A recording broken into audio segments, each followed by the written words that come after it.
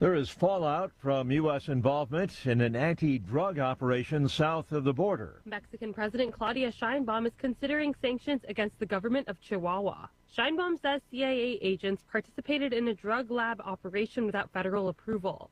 Her comments followed the deaths of 2 U.S. officials in a crash over the weekend. The officials were returning from destroying a drug lab near northern Mexico.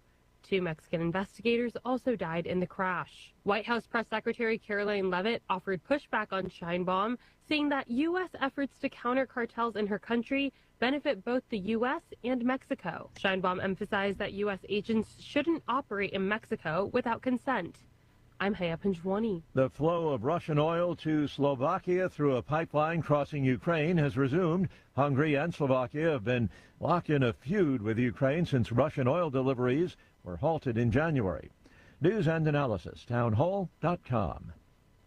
Some 17 million Americans might want to consider flood insurance if they can get it. The study, published on Wednesday in the journal Science Advances, examined historic flood data and 16 factors representing hazards, exposure, and vulnerability for what likely has become the most comprehensive model of coastal cities' risk of flood damage. It concludes that the risk is highest in 8 cities along the Atlantic and Gulf coastlines. Researchers are especially alarmed to find that more than 4 million people in New York City alone could be in harm's way, and that 99% of people and buildings in New Orleans are at risk. Bob Agnew reporting. Wildfires rage across the southeast. More than 50 homes have been destroyed in Georgia.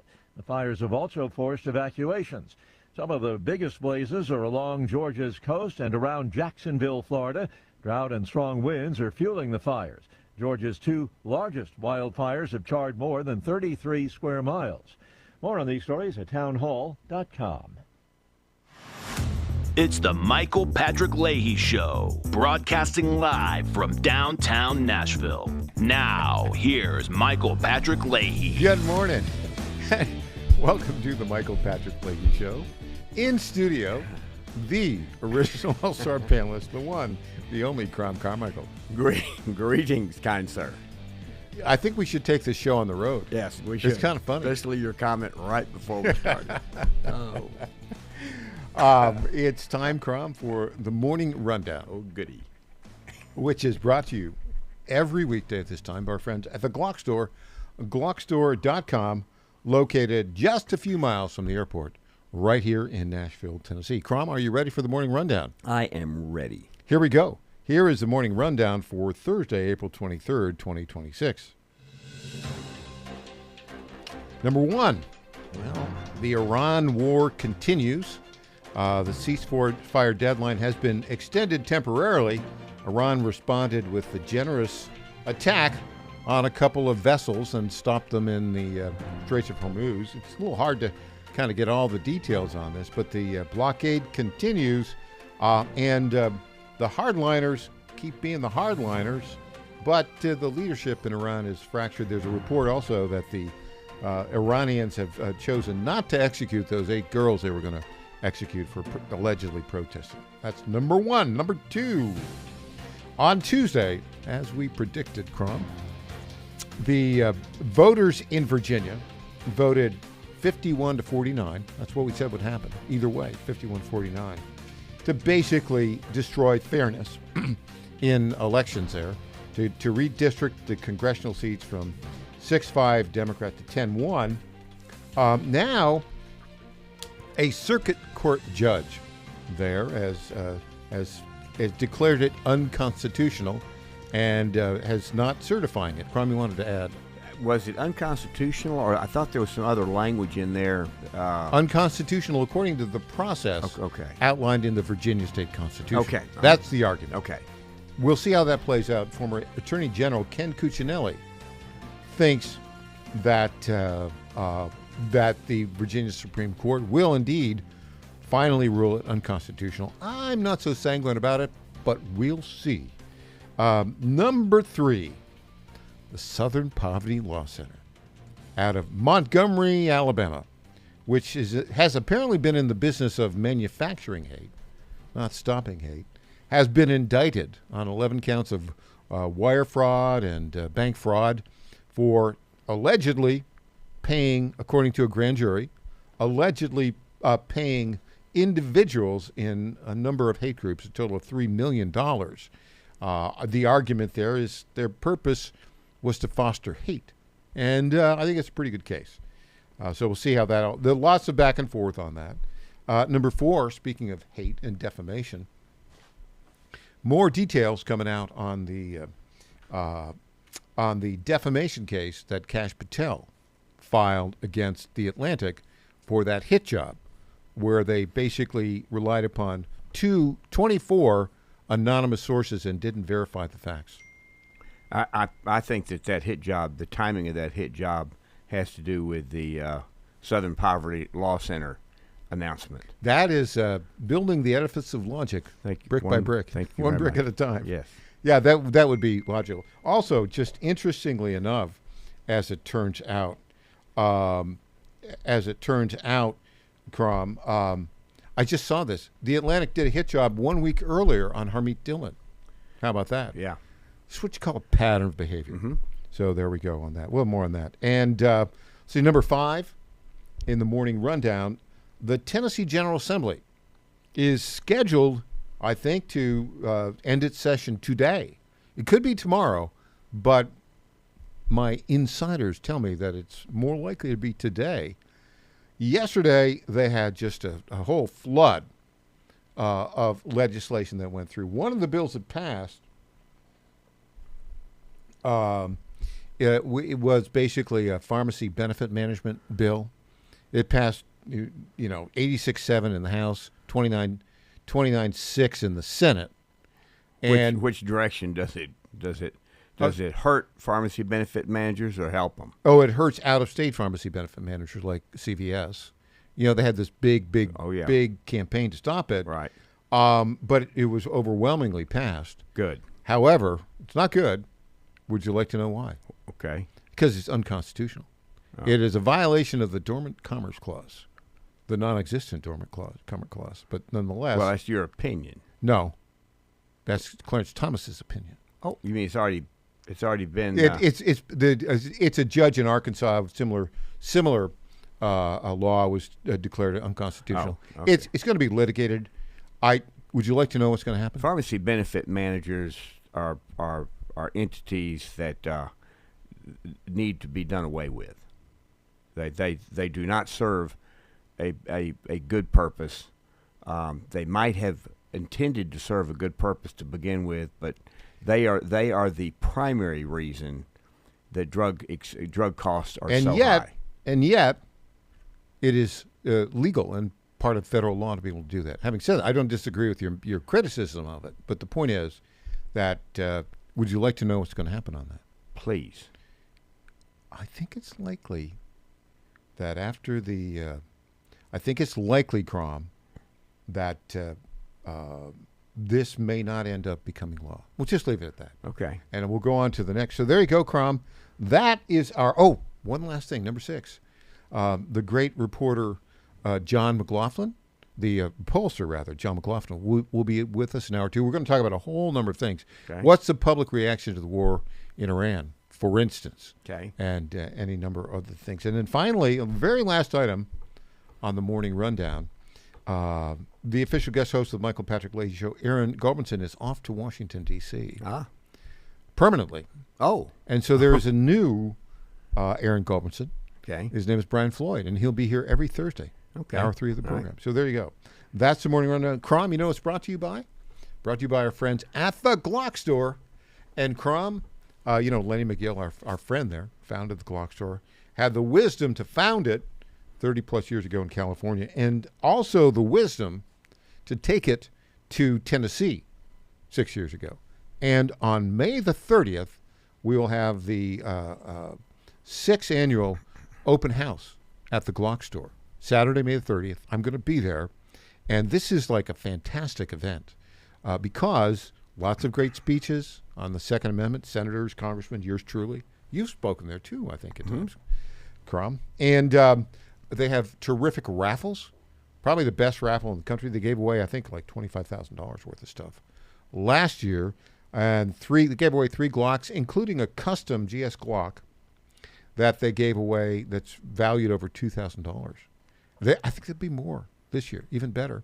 Now, if you're listening here in Nashville, it's very easy. It's just a couple miles from the airport. Just go drive there. And we're going to break some news here, Crom, that we're going to do a story on the number of out-of-state vehicles that are parked around the Glock store. And then we'll give an award to the state that has the most number of out-of-state vehicles parked there. Shall we guess? Why don't you guess? Shall we guess? I will guess that there will be 14 states. And which will have the most? Which state other than Tennessee? Alabama. Oh, that's good. I was going to say Kentucky, but you might be right. I mean, it's either Kentucky, Alabama. It was going to be one for me. It was choosing between those two. You don't think it'll be North Dakota? I'm going to say South Dakota. I'm going to say 14 states. All right. Well, this is it. We'll find out. May 30th, the annual Glock Store Open House, and I'll be there. You should be there too. Okay. Southern Poverty Law Center. Let's just get this clip in quickly. Caroline Levitt talking about the indictment.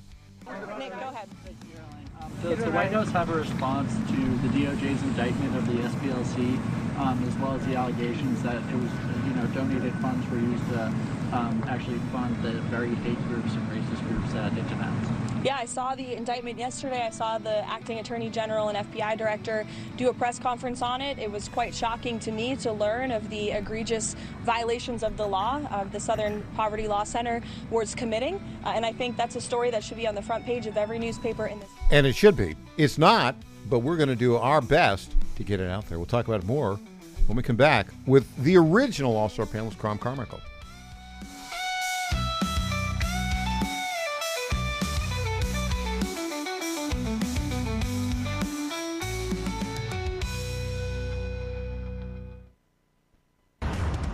How much did you win at Rosie's Gaming Emporium? Hi, I'm Jerry from Richmond. I won a $23,000 jackpot at Rosie's. I'm Tammy. I'm from Newport News, and I just won a $5,400 jackpot from Rosie's. Hi, my name is Kim, and I'm from West Virginia, and I won $99,000 jackpot at Rosie's. Are you ready? Learn more about Rosie's rewards and jackpots at rosiesgaming.com. Must be 18 or older. Problem gambling? Call 1-888-532-3500. Now more than ever, it's imperative to support companies that share our conservative values. That's why I can't be more excited to tell you that I've switched my family to Patriot Mobile. Patriot Mobile is America's only Christian conservative wireless provider. When you switch to Patriot Mobile, you shift your support away from the leftist, woke, progressive agendas of Big Mobile. Patriot Mobile's wireless service works perfectly and seamlessly as you go about your lives with exceptional nationwide coverage that uses the same towers the main carriers use. Patriot Mobile donates a portion of every dollar earned to causes you care about, to organizations that fight for religious freedom, First and Second Amendments, sanctity of life, and the needs of veterans and first responders. Patriot Mobile has plans to fit any budget, along with great discounts for our veterans and first responder heroes, as well as multi-line users. Switching is easy. Just go to patriotmobile.com/Godzilla or call their U.S.-based customer service team, 972-PATRIOT. That's 972-728-7468. Use offer code Godzilla for free activation. President Trump is already transforming Washington, D.C., making it the safest, cleanest, and most beautiful city in the world. But we need fighters on the ground to keep it going. I'm John Fredericks, and I'm running for chairman of D.C. GOP Ward 2 to make sure Trump's vision for this city becomes a reality. Safe streets, clean neighborhoods, and yes, rat-free. Go to MakeDCGreat.com. That's MakeDCGreat.com right now and send a donation. Let's finish what President Trump started. Donation limit $200. I'm John Fredericks, and I paid for this ad. Do you have 3 ex-wives and your current trophy wife wants a life insurance policy 3 times the size of the policies you had to purchase for your previous mistakes? If so, you need to call Big Lou at Term Provider, 800-555-1509. Big Lou is intimately familiar with your problems, and if you're 50 or 60 years old and in reasonably good health, a $1 million policy should only cost about $100 to $200 per month. Big Lou may have a solution for your previous policies as well. You may even save enough money to lighten the load on your new $1 million policy. Remember, call Big Lou. He's like you, except he's only on number 2. Call Term Provider at 800-555-1509. That's 800-555-1509 for $1 million in term life insurance that you can live with. Call Big Lou at 800-555-1509. 800-555-1509. Congratulations to my friend Michael Patrick Leahy on 9 years of journalistic excellence. I'm Lenny McGill, owner and founder of the Glock Store here in Nashville, Tennessee, and a proud sponsor of Michael Patrick Leahy's Tennessee Star Network for over 5 years. When we started, he was on just one local station. Now, he's on 20 stations. His motto, find the truth and report it. And as long as he sticks to that, we'll stick to being a sponsor. And next year, Michael, let's have a party for you right here at the Glock Store. This is State Senator Mark Pody. Government is limited to what it is supposed to do. One of the things that is critical that we're supposed to be working on is transportation. Here in Middle Tennessee, our roads need more help. As your state senator, we are focused on getting more money reoccurring without a new tax increase for our roads here in Tennessee. This is State Senator Mark Pody. Paid for by Campaign for Mark Pody, Christina Hibden, Treasurer. Welcome back to the Michael Patrick Leahy Show. Now, here's Michael Patrick Leahy. Earlier this week, Carmichael, the Southern Poverty Law Center was indicted on 11 counts of wire fraud, bank fraud for paying individuals associated with, quote, far-right white supremacist group. And basically the argument, $3 million over 7 or 8 years. And basically, according to the DOJ, they were in the business of creating hate. Mm-hmm. So they could raise money to fight hate. Now, do you think that, so let's assume for purposes of discussion, that these allegations will be that the evidence presented in court will be overwhelming. Let's just, for purpose of discussion. Yeah, I think it'll be strong. Okay. Yeah. So, do you think that the people in the media who support the left knew what the Southern Poverty Law Center was doing? Yes. Yeah. Do you think the Democrats who support the same policies, do you think they knew that this was a con job? My theory would be aiding and abetting. Yeah, and and that's why the Democrats have jumped out so quickly to defend them, is that they knew what. I think the allegations are true. I think they'll be proven. I think it's fascinating that the Southern Poverty Law Center is in Alabama, so the case will be held in Alabama. It will not be held in Washington, D.C. The grand jury in the Middle District Court of Alabama. So the case will be in Alabama. Well, not only will the case be in Alabama, it's already been assigned to a Trump-appointed judge. Okay, all right. Well, then that's how the luck of the draw happens. It could have been a Biden-appointed judge, but it wasn't. So what you have now is you have this case. The evidence will be presented, and if the evidence is compelling, then the Southern Poverty Law Center will, as an organization, will be convicted. The question, Michael, is: are there then individuals who will then be criminally charged? And that to me will be the next interesting question. And then the next thing is that are there people who weren't necessarily contributors but were negatively affected by what they did? Would they have a right to sue? And the reason I ask that is the Southern Poverty Law Center is reported to have a $700 million endowment. Yeah. So which means they have plenty of money that could be used to pay out settlements to people who were affected. And I think there are people who were affected who weren't necessarily contributors, but who were affected by the what the Southern Poverty Law Center did, which was all based on, if the allegations are true, all based on lies. Yeah, and there's so much of the politics of 2020 that were related to that, because one of the individuals in this group, the Unite the Right group, was apparently paid, and this was a group that organized the Charlottesville demonstration that ended up in one person getting killed. Yeah, but not just. The one person getting killed was not as much the story as the violence at a particular place and now it looks like that that the allegations are that the Southern Poverty Law Center paid people to act violently. You know, Robert Woodson is a great leader in the civil rights movement. Yes, he is, and a strong conservative. Here's what he had to say about this. I am not surprised at all. This is just a more obvious expression of the contradiction of people who say they're fighting for civil rights, and as a consequence, they are corrupt.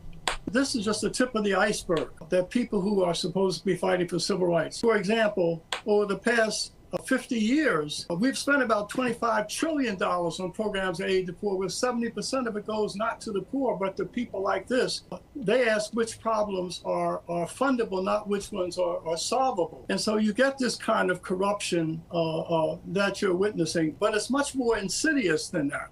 Yeah, and Crom, what's interesting about it, your point that the mainstream media and the Democrat Party, both of them, knew about this, knew exactly what these folks were doing, and thought and probably thought it was very clever. And I say that because there are now, you know, there are a number of instances where CBS in particular.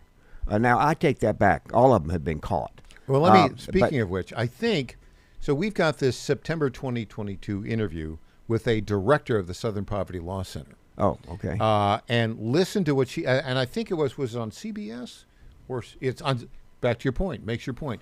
September 2022, here's what she said about hatred in America. The director of the Southern Poverty Law Center, Susan Cook. So what is it that a president can do that can address what you've identified as some of the leading causes of this? Thank you. Thank you for that question. It's an important one. I think by labeling that this is one of the biggest existential threats that is facing our democracy, I don't want to be an alarmist, but we're at a really precarious place.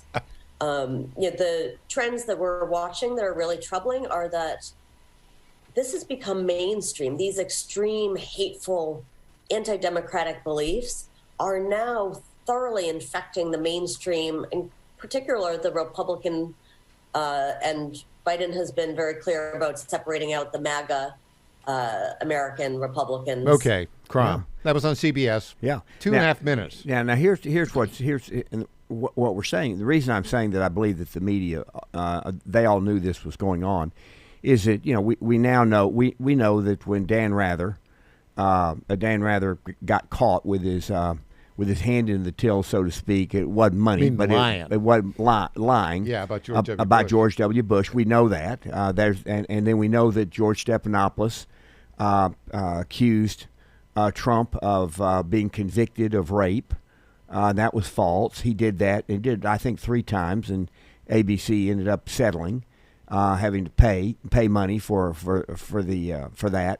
We know that it was that guy, the anchor for NBC, who turned out to be a serial liar. What was his name? Brian Williams. Brian Williams, yeah. And it's inconceivable to me. By the way, and this is kind of the single biggest instance of the lie by the media in the 2000 election. No, excuse me. Which election was it where ABC, CBS? I think it was the 2000 election. Where they called Florida for Gore. 2000. 2000. They called Florida for Gore on the moment that the Eastern Time Zone portion of Florida's polls closed. Mm-hmm. CBS did it. ABC did it. NBC did it. CNN did it. Every single TV network did it except Fox. Yeah. And it turned and then they had to testify before Congress. And they actually said that they didn't know that the Panhandle was in the Central Time Zone, and therefore the polls were still open. But I mean, to testify under oath that this was an honest mistake is absolutely dishonest. It is appalling, egregious. But they got away with it, and this is the point I'm making: is that the left does this type of thing regularly and gets away with it, which is why the Southern Poverty Law Center as an institution, as an entity, is the one being indicted. But if individuals who actually who are the perps, the ones who actually did the things, if they are not also indicted, then we really won't have justice. Well, yes, but we will have justice because Trump's DOJ is on the ball. Let's get this super cut, if you will, from Steven Crowder about all of these SPLC statements made by Democrats and regime media outlets. It was a weekend of street battles and stark displays of racism, exploding into a deadly act of domestic terror. Tonight, we examine the hateful groups that now appear to be banding together. Why are they now emerging from the shadows, emboldened and growing in numbers? Hate no longer hides behind hoods. This was the scene in the liberal college town of Charlottesville, Virginia on Friday, reminiscent of images from a dark American past. Okay, so basically they wrote a script, and then the SPLC was paying one of the leaders of that group to do that. Yeah. Oh, there's hatred in America. Yeah, and people. And by the way, let me make a statement that I base only on evidence but not proof, and that is that, and I've said this many times, that government employee unions collect billions and billions of dollars every year. I will bet you that some of that money finds its way into these organizations that we're talking about. Because let me tell you about that bet. Okay. I will not take that bet. You will not take that bet. I do not like to lose bets. Okay, all right. Crom Carmichael. We'll be back with more. What's going on in California? We got some debate highlights and lowlights out there. Back after this.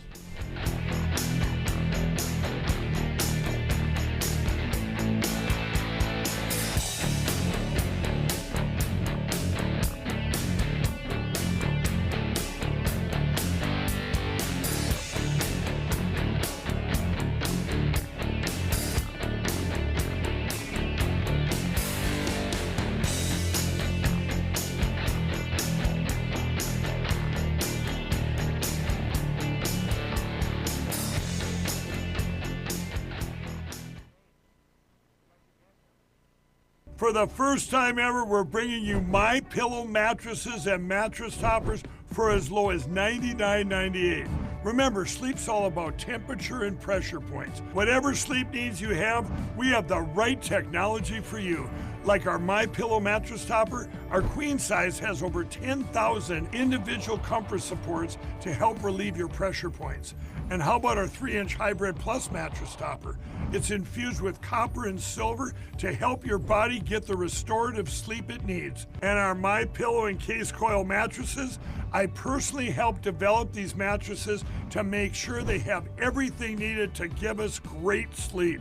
Plus, they're made right here in the USA, and they ship right to your front door, absolutely free. Go to MyPillow.com or call 800-854-0504 and use promo code Godzilla to get MyPillow mattresses and toppers for as low as $99.98 and free shipping. Now more than ever, it's imperative to support companies that share our conservative values. That's why I can't be more excited to tell you that I've switched my family to Patriot Mobile. Patriot Mobile is America's only Christian conservative wireless provider. When you switch to Patriot Mobile, you shift your support away from the leftist, woke, progressive agendas of Big Mobile. Patriot Mobile's wireless service works perfectly and seamlessly as you go about your lives with exceptional nationwide coverage that uses the same towers the main carriers use. Patriot Mobile donates a portion of every dollar earned to causes you care about, to organizations that fight for religious freedom, First and Second Amendments, sanctity of life, and the needs of veterans and first responders. Patriot Mobile has plans to fit any budget, along with great discounts for our veterans and first responder heroes, as well as multi-line users. Switching is easy. Just go to patriotmobile.com/Godzilla or call their U.S.-based customer service team, 972-PATRIOT. That's 972-728-7468. Use offer code Godzilla for free activation.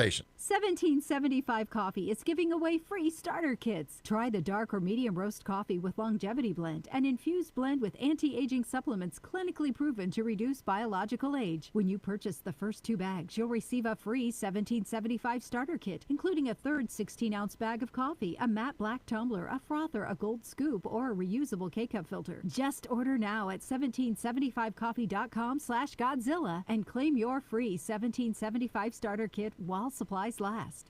Washington is wasting $500 million every year on a federal supervision system that doesn't work. Probation officers are overwhelmed. Resources are going to people who pose zero threat, while actual dangerous individuals slip through the cracks. The Safer Supervision Act stops the waste and refocuses every dollar on protecting families from harm. President Trump's own pollster found about 80% of Trump voters want this fixed. It's time for Congress to get this done. Stop the waste. Protect our communities. Visit safersupervision.com. Paid for by the Reform My Action fellow Fund. Americans, I have to tell you about my good friends at D.T. McCall & Sons. They have furniture and appliances and a lot more. They've been family-owned in Middle Tennessee for over 100 years, and they're not going to rip you off. No hidden charges, no delivery charges, no charges for all of the crazy things. These are sick people at the lumber yards. These are very sick people. They charge you for cords and hoses and haul off. They charge you for all of these things. They call them hidden charges. It's the type of surprise that you don't want to see. It's like an October surprise, but it's worse.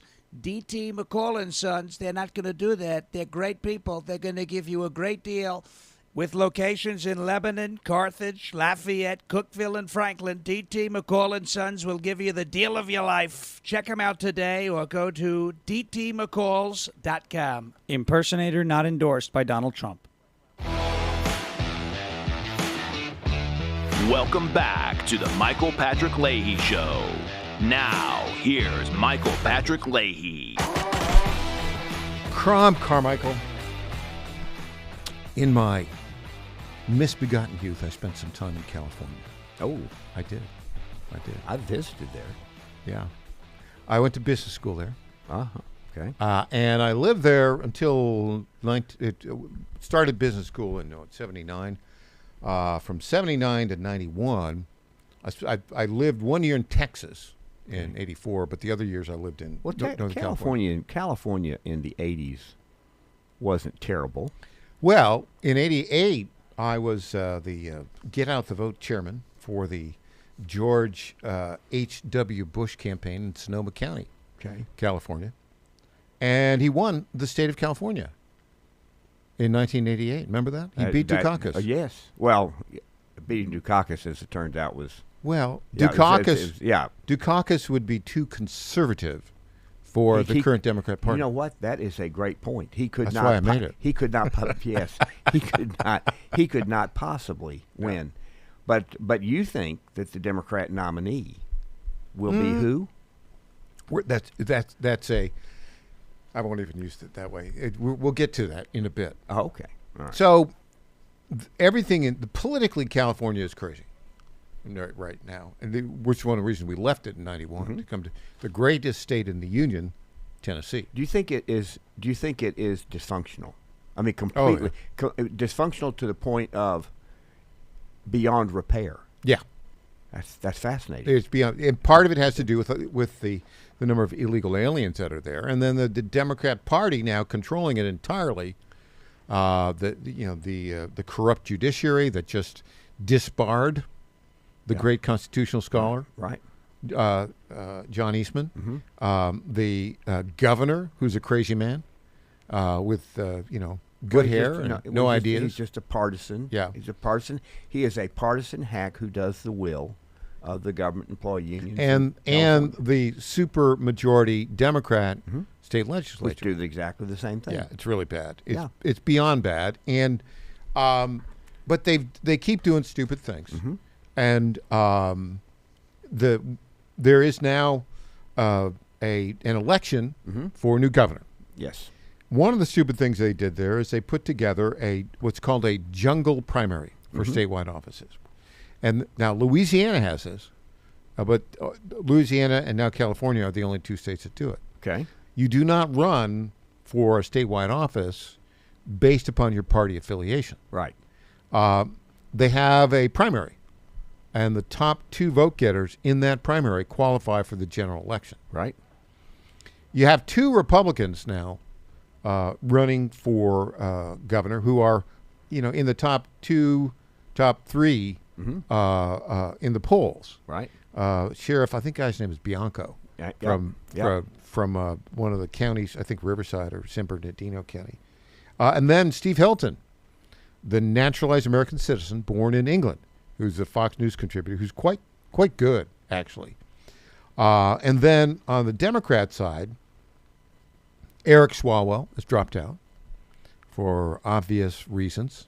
5 women have credibly alleged that he engaged in, let's be kind, or limited, inappropriate sexual activity. That's a couple of them actually. You're being very Yeah, kind. a couple actually accused him of rape. Yes. Right? Yeah. And so he's going to be in litigation for some time about all of that. He's resigned from Congress. He was the Democrat frontrunner. Mm-hmm. And And friends, by the way, with every single Democrat who is running. Yeah. And my argument is Swalwell is actually toward women. He was actually worse than Epstein. He was actually worse than Epstein, and these Democrats who are friends with Swalwell need to explain their friendship with a person who arguably they knew was what he was. The 3 leading Democrat candidates Yeah. are the billionaire Tom Steyer, Mm-hmm. who's promoted the idea that we've got to stop fossil fuels because of climate change. That Of course, guy. he made his money. You know, he made his money in fossil fuels. Yeah, right. He made his money in manipulated markets, Yeah, basically. yeah, I mean, well. And he's a billionaire. Yeah. Right. And then Katie Porter, Mm-hmm. who gets angry at the drop of a hat, and then throws mashed potatoes at her Mm-hmm. ex-husbands. Yeah, that's the drop of a hat. And then this fellow Javier Becerra, Mm-hmm. who is, I think, the former attorney general there. He's the ultimate bureaucrat. Yeah, ultimate Just bureaucrat. the ultimate bureaucrat. So those are the 5 leading contenders. And they gathered last night for a debate that was broadcast there. Remember, there had been an earlier debate at Southern California, but because the people at the bottom of the rankings were black or Latino. Well, the only people who qualified according to the rules that had been determined some time ago turned out they were all white. Yeah. And so they canceled the debate. Southern California, University of Southern California canceled it. Yeah, canceled. So apparently now, but one white guy now has dropped out, Eric Swalwell. Yeah. And I guess they were all on the stage, but the focus was on those 5 candidates that I talked about. Steve Hilton, who's never held an elected office, but who's very articulate. They did, of course, they had the usual panel of hit job journalists asking him questions. They thought they had him on this question about Donald Trump's endorsement, but he's very good. Listen to the question and his answer last night. Okay. One of the proudest days of my life was the day I became an American citizen. It happened in a ceremony right here in San Francisco. So it is a deep honor for me to be endorsed by the President of the United States.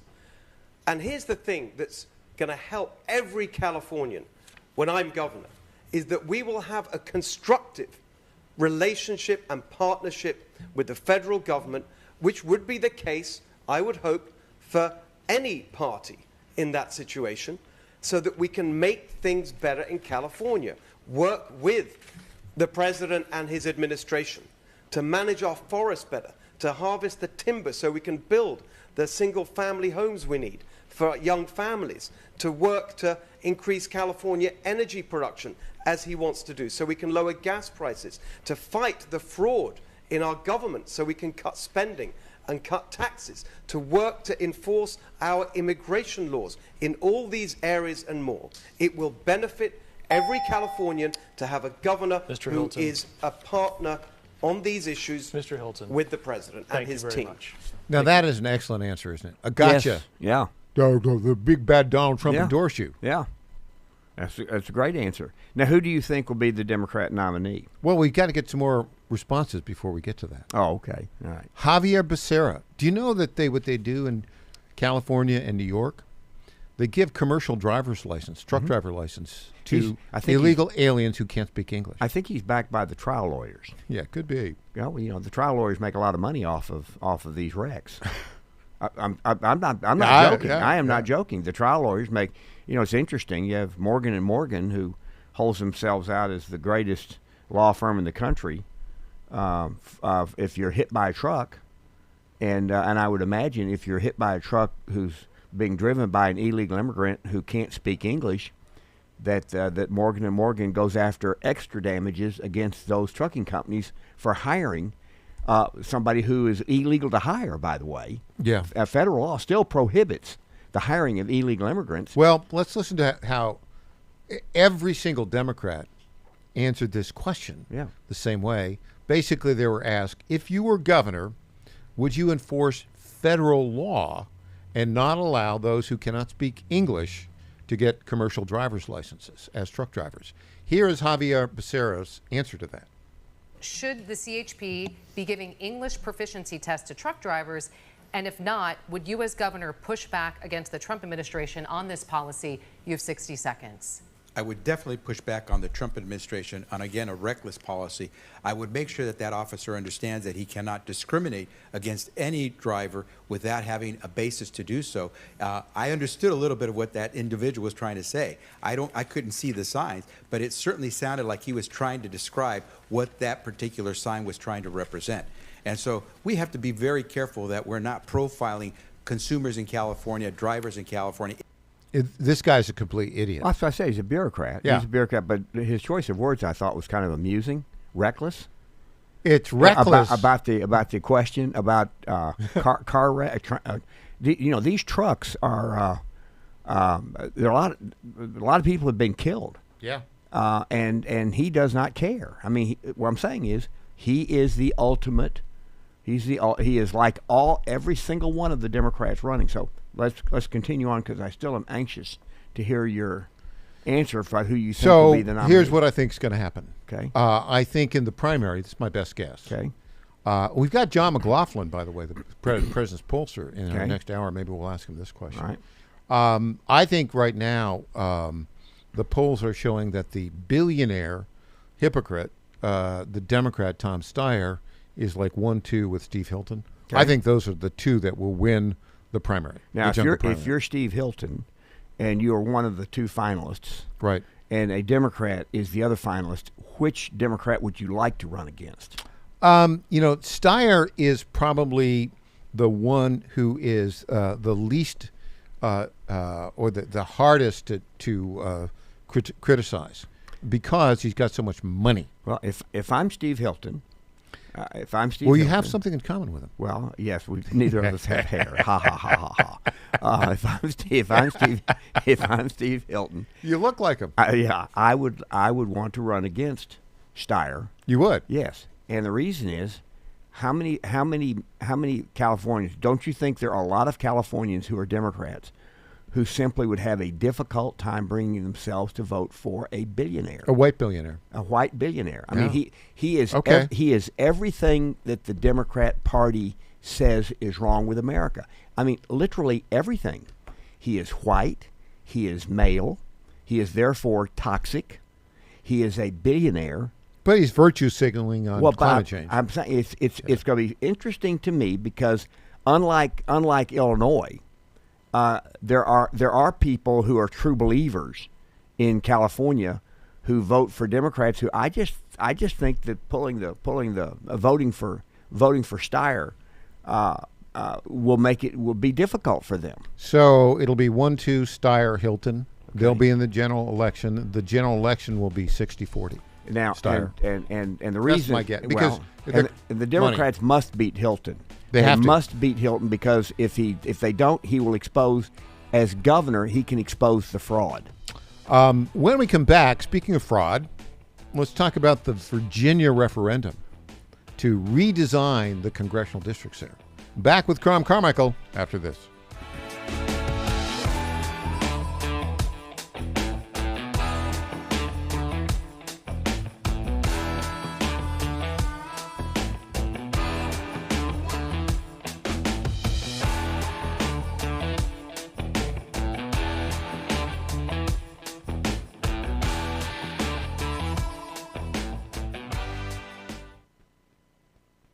In 2008, the amount of concentrated time people could spend on a task without becoming distracted was 12 seconds. 5 years later, it was only 8 seconds, 1 second less than a goldfish.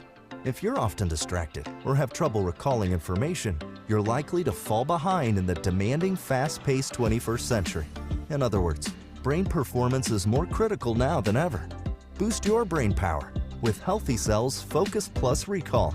Science-backed nootropics to help you sharpen focus, concentrate longer, enhance recall, improve mental speed, learn rapidly, and be more alert. It's a pill-free brain supplement made with maximum absorption ingestible gel technology, designed to feed your brain at the cellular level.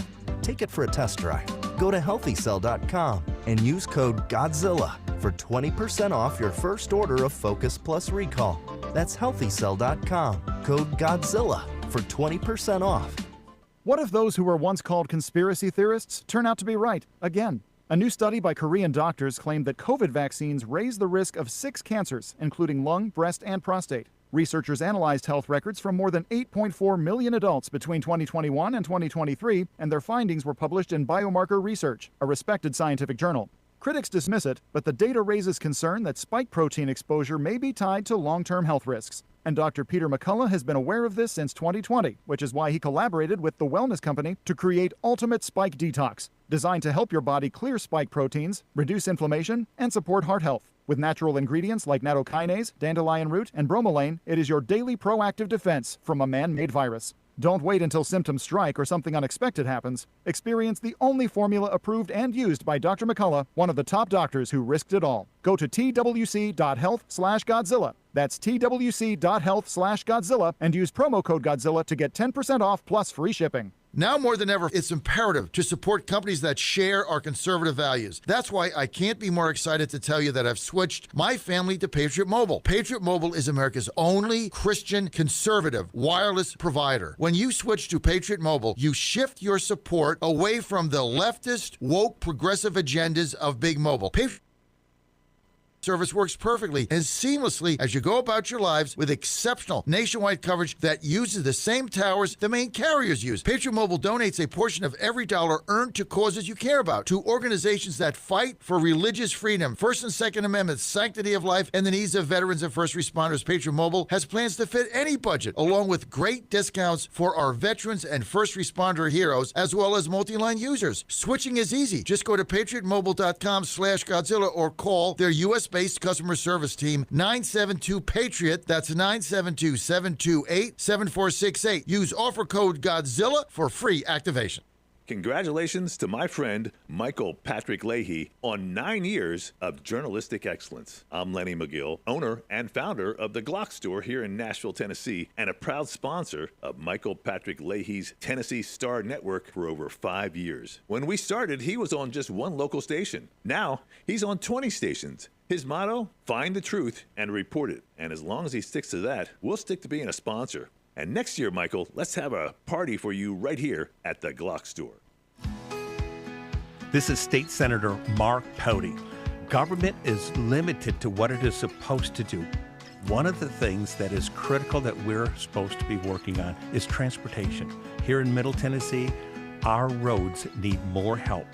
As your state senator, we are focused on getting more money reoccurring without a new tax increase for our roads here in Tennessee. This is State Senator Mark Pouty. Paid for by Campaign for Mark Pouty, Christina Hibden, Treasurer. Welcome back to the Michael Patrick Leahy Show. Now, here's Michael Patrick Leahy. Crom Carmichael, the original All-Star panelist. Well, the power grab of the Democrats continued. They jammed through this referendum to redraw congressional districts for this midterm election to go from 6-5 R versus D to 10 D versus R, rather, to 10-1 D versus R in a state that Donald Trump only lost by 5%. Speaker of the House Mike Johnson thinks it's going to be overturned. Let's see this clip right now. Let me address Virginia. It's a hyper-partisan gerrymandering boondoggle. We fought hard. We raised a ton of money. We did our best, but the Democrats in charge of Virginia foisted this upon the people. It is still in the courts. We are confident and calling upon the Virginia Supreme Court to do the obvious and right result, and that is to strike this thing down. Okay, he's confident. By the way, Crom, the governor, the Democrat governor of Abigail Spanberger, when she was running for governor, told all of the voters she would not go for redistricting. Let's play that clip right now. Short answer is no. Certainly, Virginia, by constitutional amendment, has a new redistricting effort that was put in place and first utilized after in the 2021 redistricting. Certainly, I've been watching with interest what other states are doing, but I have no plans to redistrict. She was lying through her teeth. Right. But that's what they do. I mean, in other words, and then they accuse the other side, who does what they say they will do, of lying. But it's Michael. There's so many things about this particular referendum that are a problem. Not just the what it is, what they're saying it is doing, but the language in it was so confusing. To restore fairness is what they said it would do. Yes, it is so confusing and so biased in the language that I think that isn't that also part of the suit? Yeah, so here we go. This is actually from CNN this morning. A judge in rural Southern Virginia on Wednesday ordered that the results of Tuesday's vote not be certified on several grounds, including that state lawmakers did not follow their own rules in passing the redistricting referendum.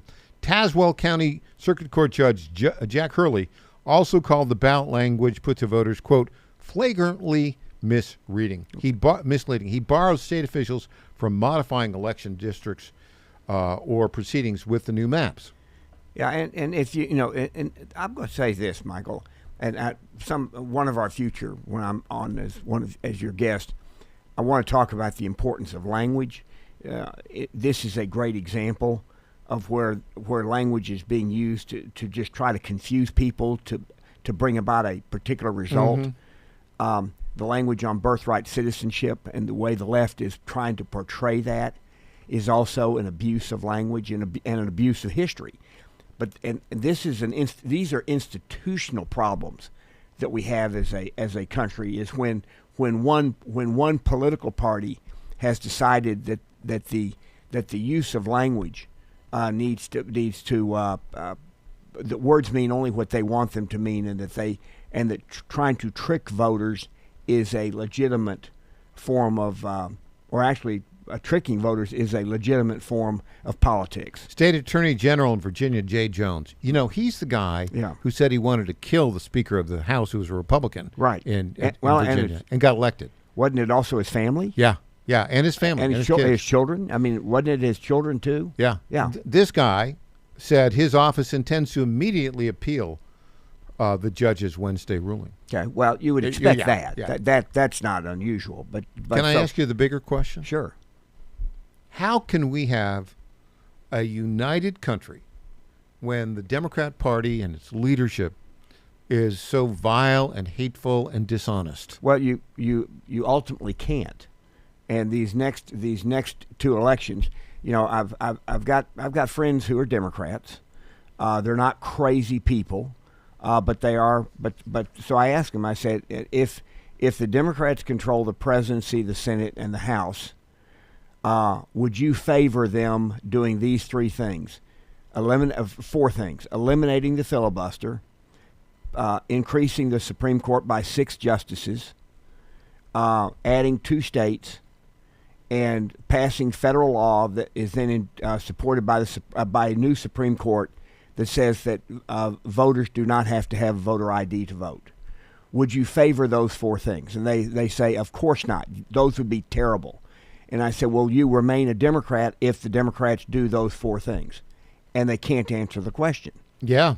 And this is where we are, is that it's if you have a group of students and you ask them to, you give them this, you charge them with this, create and you give them these instructions. You give each, say you have 5 students, and you give each one the following instructions: work with the other 4 to create a new board game. But at the end of the game, you must structure the rules so that you win. And you give each one that same charge. They couldn't possibly come up with rules that they could agree with. And that's where we are. That's where we are as a country. Yeah. Well, we'll see. To be continued. To be continued. Yes, sir. Crom Carmichael the original All-Star panelist. Thanks for joining us. You betcha. Hey, stick around. Up next, Donald Trump's pollster, John McLaughlin. Back after this.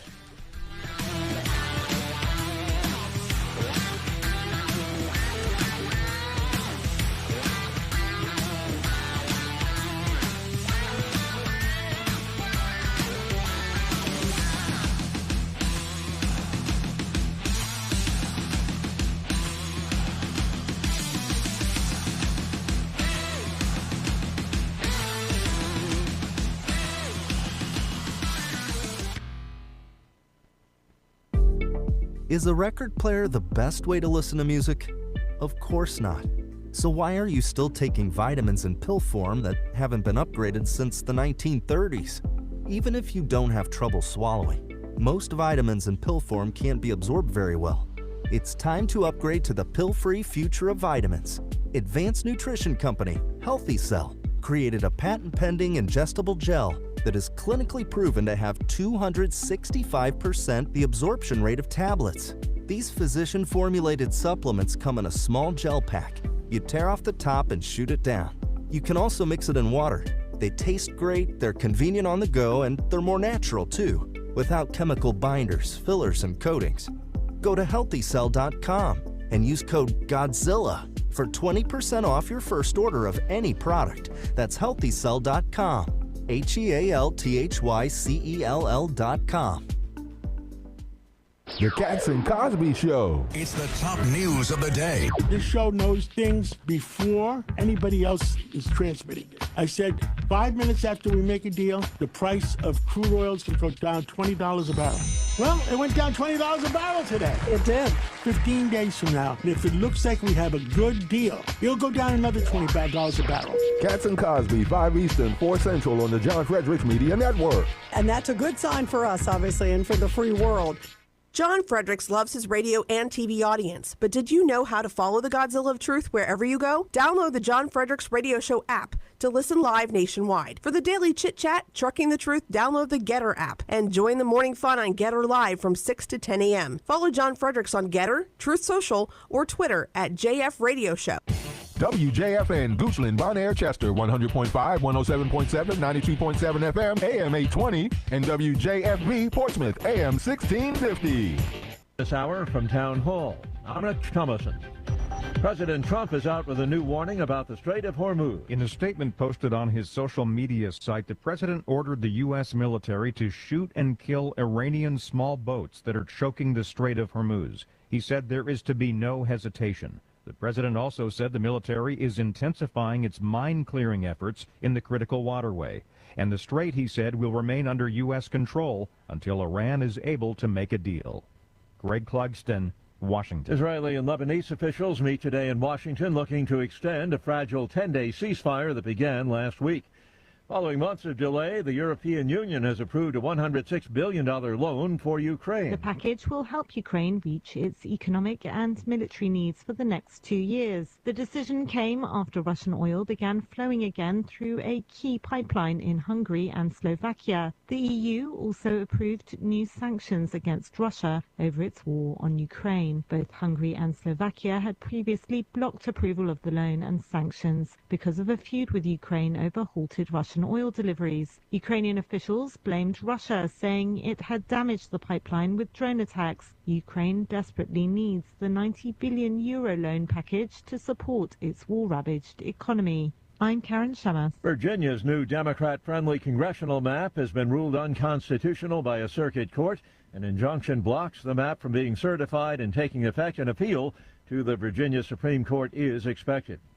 An $81 billion Warner-Paramount mega-merger has cleared another hurdle. It has won shareholder approval. Watching Wall Street this morning, stocks have turned mixed. The Dow Jones Industrial Average is up 11 points, while the NASDAQ Composite Index is 25 points lower. The S&P 5 points higher. More on these stories, townhall.com. If you don't care about saving 50% off your wireless bill for the same 5G coverage the big guys are charging a fortune for, maybe you care about keeping jobs in America. Pure Talk does. They've pledged to run their entire operation from this country, including all their customer service. Or maybe you care about our nation's veterans. Pure Talk does. They've donated hundreds of thousands of dollars to America's Warrior Partnership, a fantastic organization working hard to prevent veteran suicide. Or maybe you care about closing America's skills gap. Pure Talk does. They're a proud supporter of MicroWorks. They're helping my foundation train the next generation of skilled workers. Don't get me wrong. Saving money's great, and you'll save plenty with Pure Talk. But if you want to be in business with people who share your values, dial pound 250, say micro, and switch to an American wireless company that actually stands for something. Pure Talk. 2 trains have collided in Denmark, leaving 5 people critically hurt, a dozen others with minor injuries. Police call it a major incident. The collision happened early today north of Copenhagen. A spokesman for the North Zealand police says there were 38 people on board the 2 trains. Investigators looking into the cause of the collision. Photos show the front ends of the trains smashed, but both remain upright. Local mayor says some of the injured were airlifted to a nearby hospital. The British Parliament has passed a bill to make cigarettes inaccessible to future generations in the UK. Children born after December 31st, 2008 will never be able to buy cigarettes under the new Tobacco and Vapes Bill. The legislation awaits formal approval by King Charles. It will also regulate tobacco, vaping, and nicotine products. The UK will have one of the toughest anti-smoking measures anywhere in the world. News and analysis at townhall.com. Police are hunting for a 17-year-old on charges of attempted murder after a weekend shooting near the University of Iowa City campus. 5 people were treated for gunshot wounds and 1 woman remains in critical condition. Looking for a partner to challenge you in a game of ping pong? A paddle-wielding robot is so adept at playing table tennis that it's posing a tough challenge to elite human players and sometimes defeating them, according to a new study in the journal Nature that shows how advances in artificial intelligence are making robots more agile. Japanese electronics giant Sony built the robotic arm it calls Ace and pitted it against professional athletes. Ace proved a worthy adversary, though one with some non-human attributes. 9 camera eyes positioned around the court and an uncanny ability to follow the ball's logo to measure it. Keith Peters reporting. More on these stories at townhall.com. It's the Michael Patrick Leahy Show, broadcasting live from downtown Nashville. Now, here's Michael Patrick Leahy. We are delighted to welcome to the program on our Newsmaker phone line the great John McLaughlin, been a pollster for decades and has been polling for Donald Trump for, 15 years. John McLaughlin, welcome to the program. It's great to be here, Michael Patrick. And yes, it's been a long time. It's been a while, yeah. Yes. It seems like always, John, there is something significant to poll. What's been the focus of your most recent poll? Because I know you do these polls like at least once a month. What's the temperature of America today, according to your polling? Well, we poll all the time, but most of the polls don't get published because they're for clients who are running for office or various conservative groups.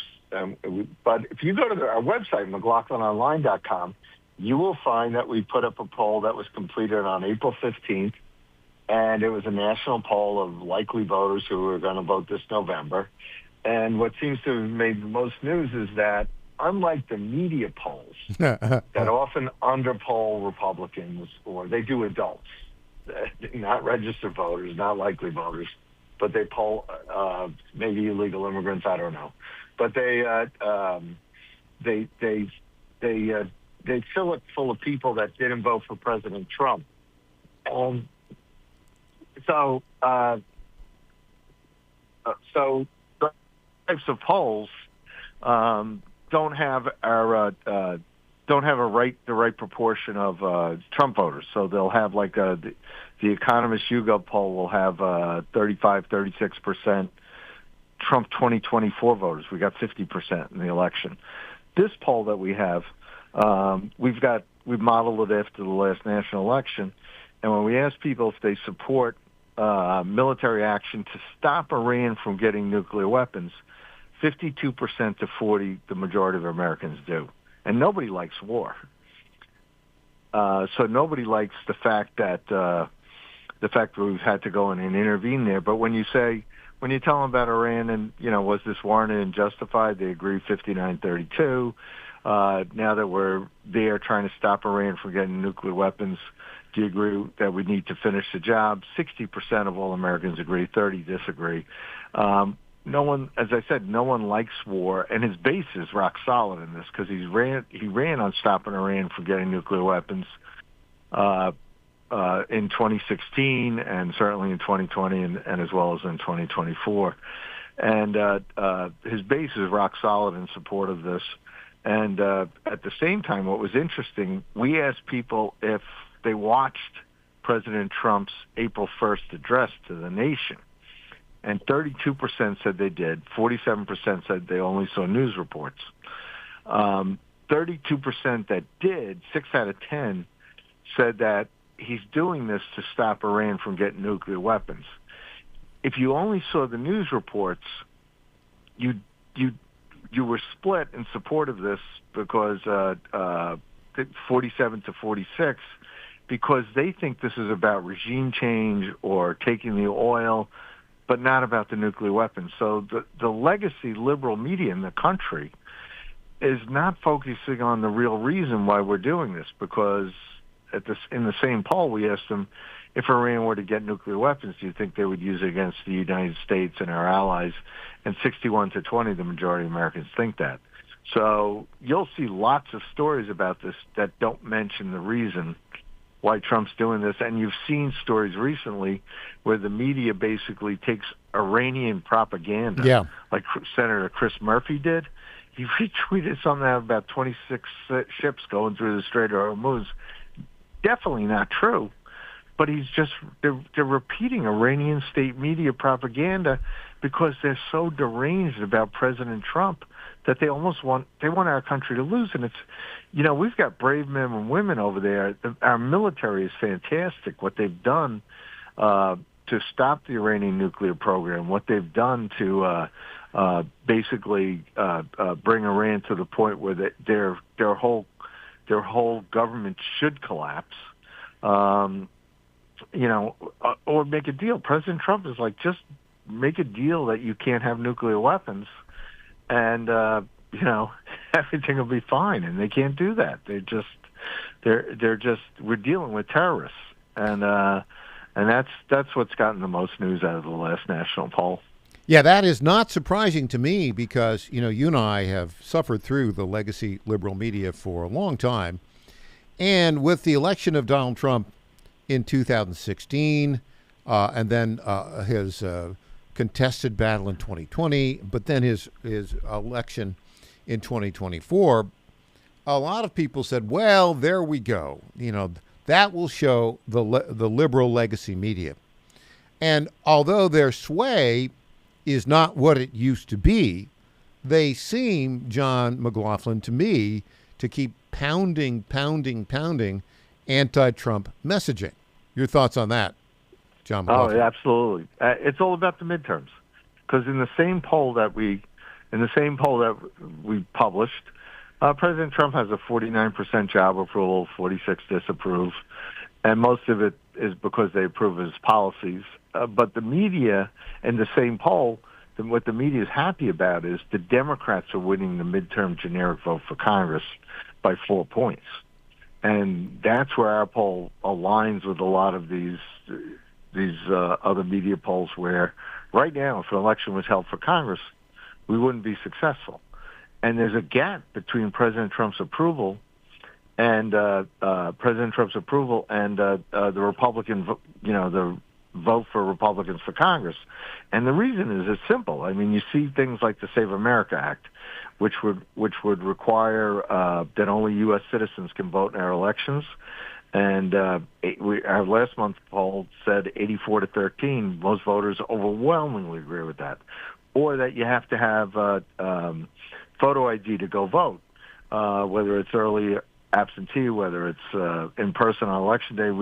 You want to have photo ID, and 75% of all Americans agree with that. However, it's bottled up in the Senate because the Senate Republicans can't agree on how they're going to pass this.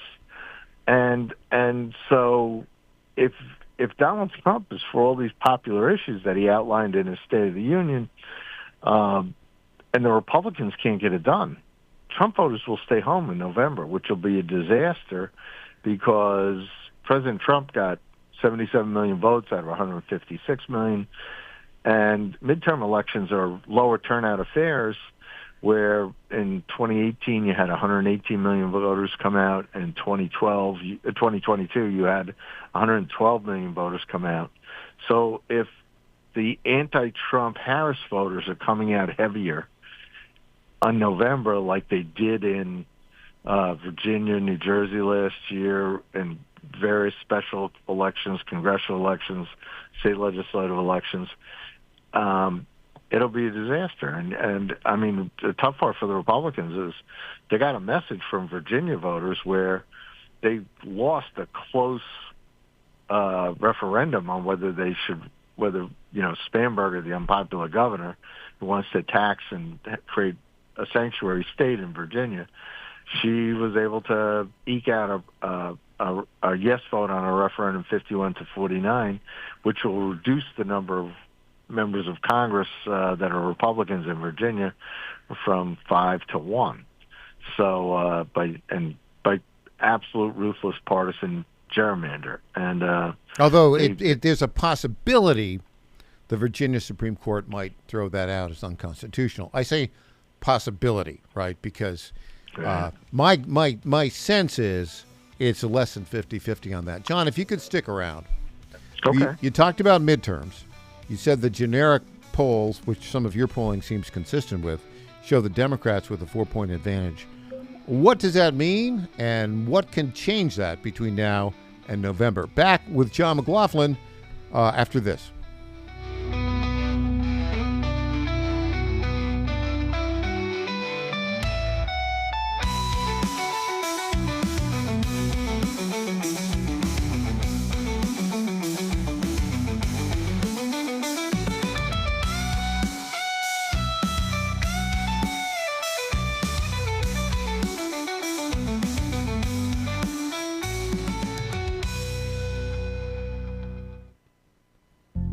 Ponder this. We intake oxygen every time we breathe, and breathing is how we stay alive. When God first created man, he breathed life into him. Our Lord also breathed spiritual life into his apostles and filled them with the Holy Spirit at the first Pentecost. Oxygen is a source of life both physically and spiritually. It's the same with fire. Oxygen is needed in order to keep a fire burning, which begs the question, are you on fire for the Lord, or has your spiritual oxygen been extinguished? To answer this, we must go to the source. The source of our spiritual oxygen is the Lord himself. Without him, there is no life within us. Those are his words, not mine. We are called to tap into this life source by baptism, daily prayer, and receiving the sacraments, especially Holy Communion if you are a Catholic, in the state of grace. If we tap into this life source every day, our lives will be filled with the love of the Lord, our spiritual oxygen. I'm Susie Kelly, and I am passionately Catholic.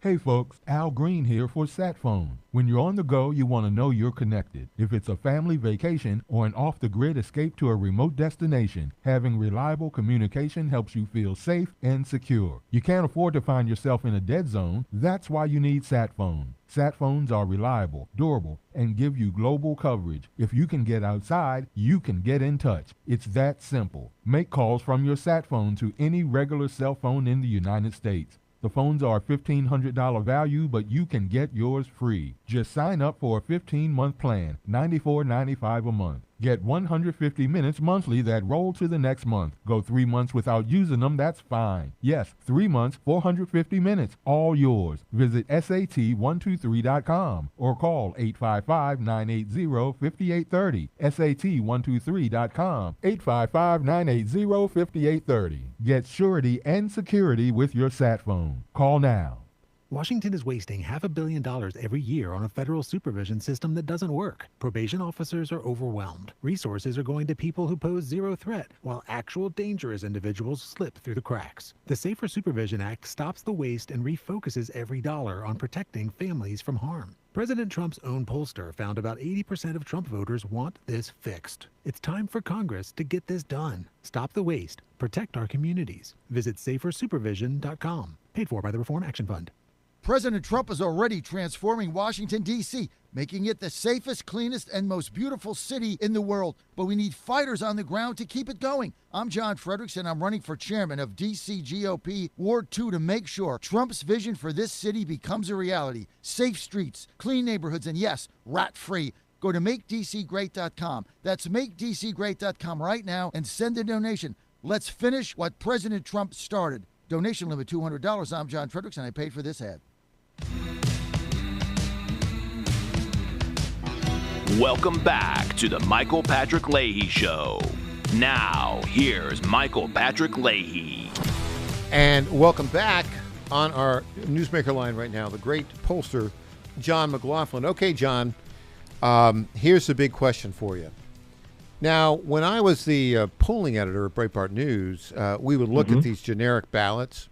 And the way the districts were designed, it was often said that there was about a 5-point advantage for Republicans in the House races. In other words, if the way the districts were designed, if the Democrats had a 5-point generic advantage, it would be a break-even congressional election across 435 seats in Congress. That was sort of one of the rules of thumbs I went by.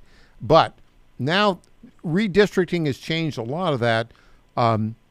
With a 4% generic ballot advantage for the Democrats today, April 23rd, 2026, given what we know about the current state of redistricting, how do you think that would play out? Well, as far as I mean, when you look at the last election, the Republicans, the last two elections actually, the Republicans vote in the generic ballot or the national popular vote. It's even more important forget the polls, count the actual votes. We were able to win majorities, but they're the tiniest narrow majority right now, and it's right now. I mean, when you look at all the experts, when they go district by district, they're giving the Democrats an edge. But there's lots of time between now and November where that Democrat edge in the generic vote still means a close election.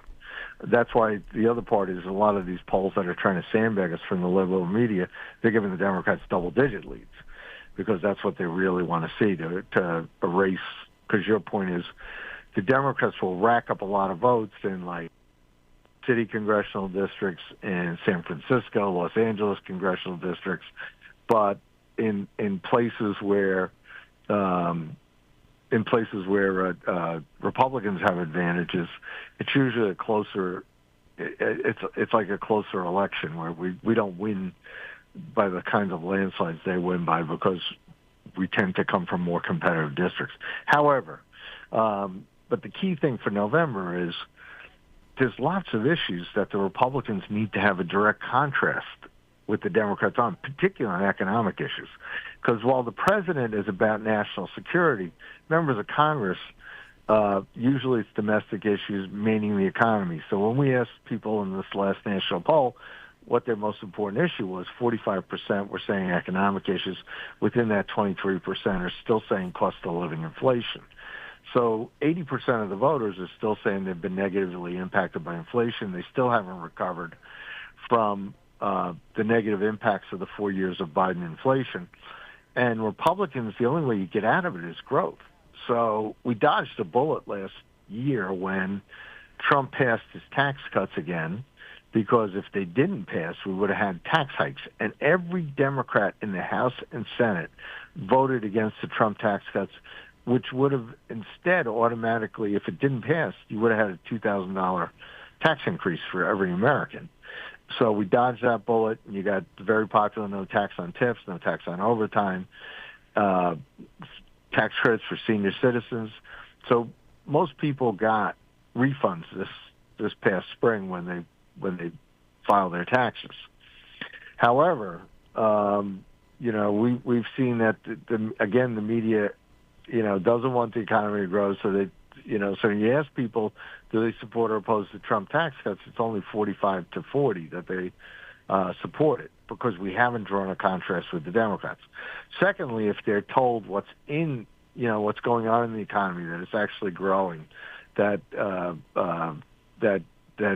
there's good economic things, interest rates are down, mortgage rates are down, et cetera. You then get 57% of the people are more likely to think that the economy is getting better rather than worse, because if you pay attention to the mainstream media, you think the economy is getting worse. So the Republicans really need to have a big economic battle about whose plans would make the economy more affordable, whether it's Republican plans to cut taxes versus Democrats to raise taxes. I'm looking at the Cook report right now, John, and they basically say, a Democrat v. Republican, either strong, leaning or close. And it shows their projections right now. Only 16 of the 435 seats are in play. That is, either side could win. They show that Democrats are leaning, or likely in 217 seats. Republicans are leaning likely or leading in 202 seats. That current level of prediction doesn't look good for the Democrats, for the Republicans rather. But it's only April, right? So we've got a lot of time. Right, and the key thing is, independent voters right now on our generic ballot, the Democrats are at 44-27. So we got to focus on independent voters. Hispanic voters, where Donald Trump got 46% of the vote, and Republicans coattailed on that nationally, they got 45% of the vote. Right now, among Hispanic voters, Democrats are at 55-39 in our survey. So you've got key swing groups that we have to get this message to that aren't getting it. And my point about Hispanic voters, look at New Jersey last year. 20% of the vote was Hispanic in New Jersey. The Republican for governor only got 31%. Trump got 40%. So we're not hitting our marks with the key swing voter groups right now, because although President Trump's doing a great job as president, accomplishing a lot, but the Congress is lagging, and particularly Republicans who are up for Senate. We don't want to lose the Senate. We only got 53 out of 100 seats right now, and a lot of these projections, when you look at the Senate, they're saying 51 or 52 seats for the Republicans, and that's too close. And well, so especially when you have Lisa Murkowski in Alaska. Right. And the not always Republican reliable Rand Paul of Kentucky. Right. And you got Tom Tillis is holding up Kevin Warsh at the Fed to replace Powell. Powell has kept interest rates artificially high for the past year to put sand in the engine of Trump's economic growth. And you've got Chuck Schumer is basically shutting down the government to slow economic growth. I mean, he's doing it on purpose. This is how ruthless they are. He would rather the economy slow down and not grow and people suffer from inflation than to be able to have more economic growth, better paying jobs, grow their way out of inflation.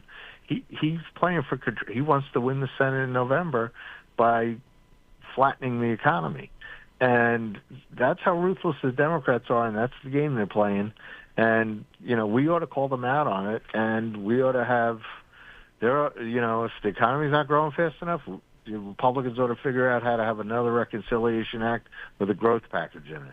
Because the only way you get out of inflation is that you have more jobs and better paying jobs, that people get paid better, so that we can move forward. And that's what Donald Trump's about. That's what he wants to have done.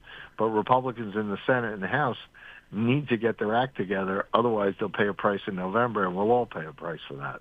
Last question. If the war in Iran extends, beyond another 30 days, will that have an impact on voting behavior in the midterms?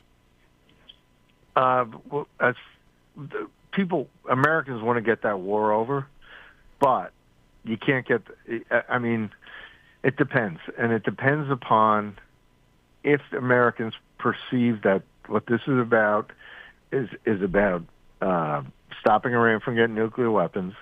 And if the president stays firm in that they need to do what they have to do to stop Iran from having those nuclear weapons, then the majority of Americans will tolerate, higher gas prices for a short term, because that's the only thing that's really hurting us in this, is that the price of gas has gone up. Right. Which most Americans who, like you're in Nashville, I mean, Fort Campbell's not far from there. A lot of people have friends in the military, if not family. We have family who are serving right now in the Middle East. And we don't want them to keep having to go back there. And Donald Trump doesn't want to keep having them go back there. And you've had these Iranians have spent 47 years killing Americans, taking us hostage. It's like you finally have a president who wants this to end.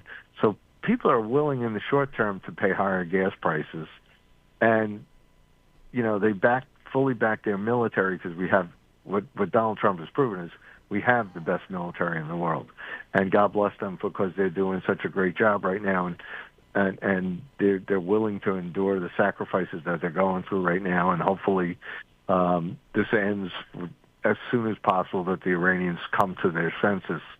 But the politics of this would Mm-hmm. explain why the Democrats, being ruthless and seeking power, are basically rooting for the Iranians to win, it seems like to me. Yeah, and in fact, if anything, Chuck Schumer wants to have the War Powers Act so he can restrict Donald Trump from winning the war. And that's related. John McLaughlin, great friend, great pollster. John, thank you so much for taking half hour of your busy day to join us. Really appreciate it. Thank you for the opportunity and doing a great job. Keep getting the truth out. All right. Thank you, John McLaughlin. When we come back, Tom Pappert joins us. Some big news out of the Attorney General here in Tennessee's office. And Brian Floyd will be with us after this.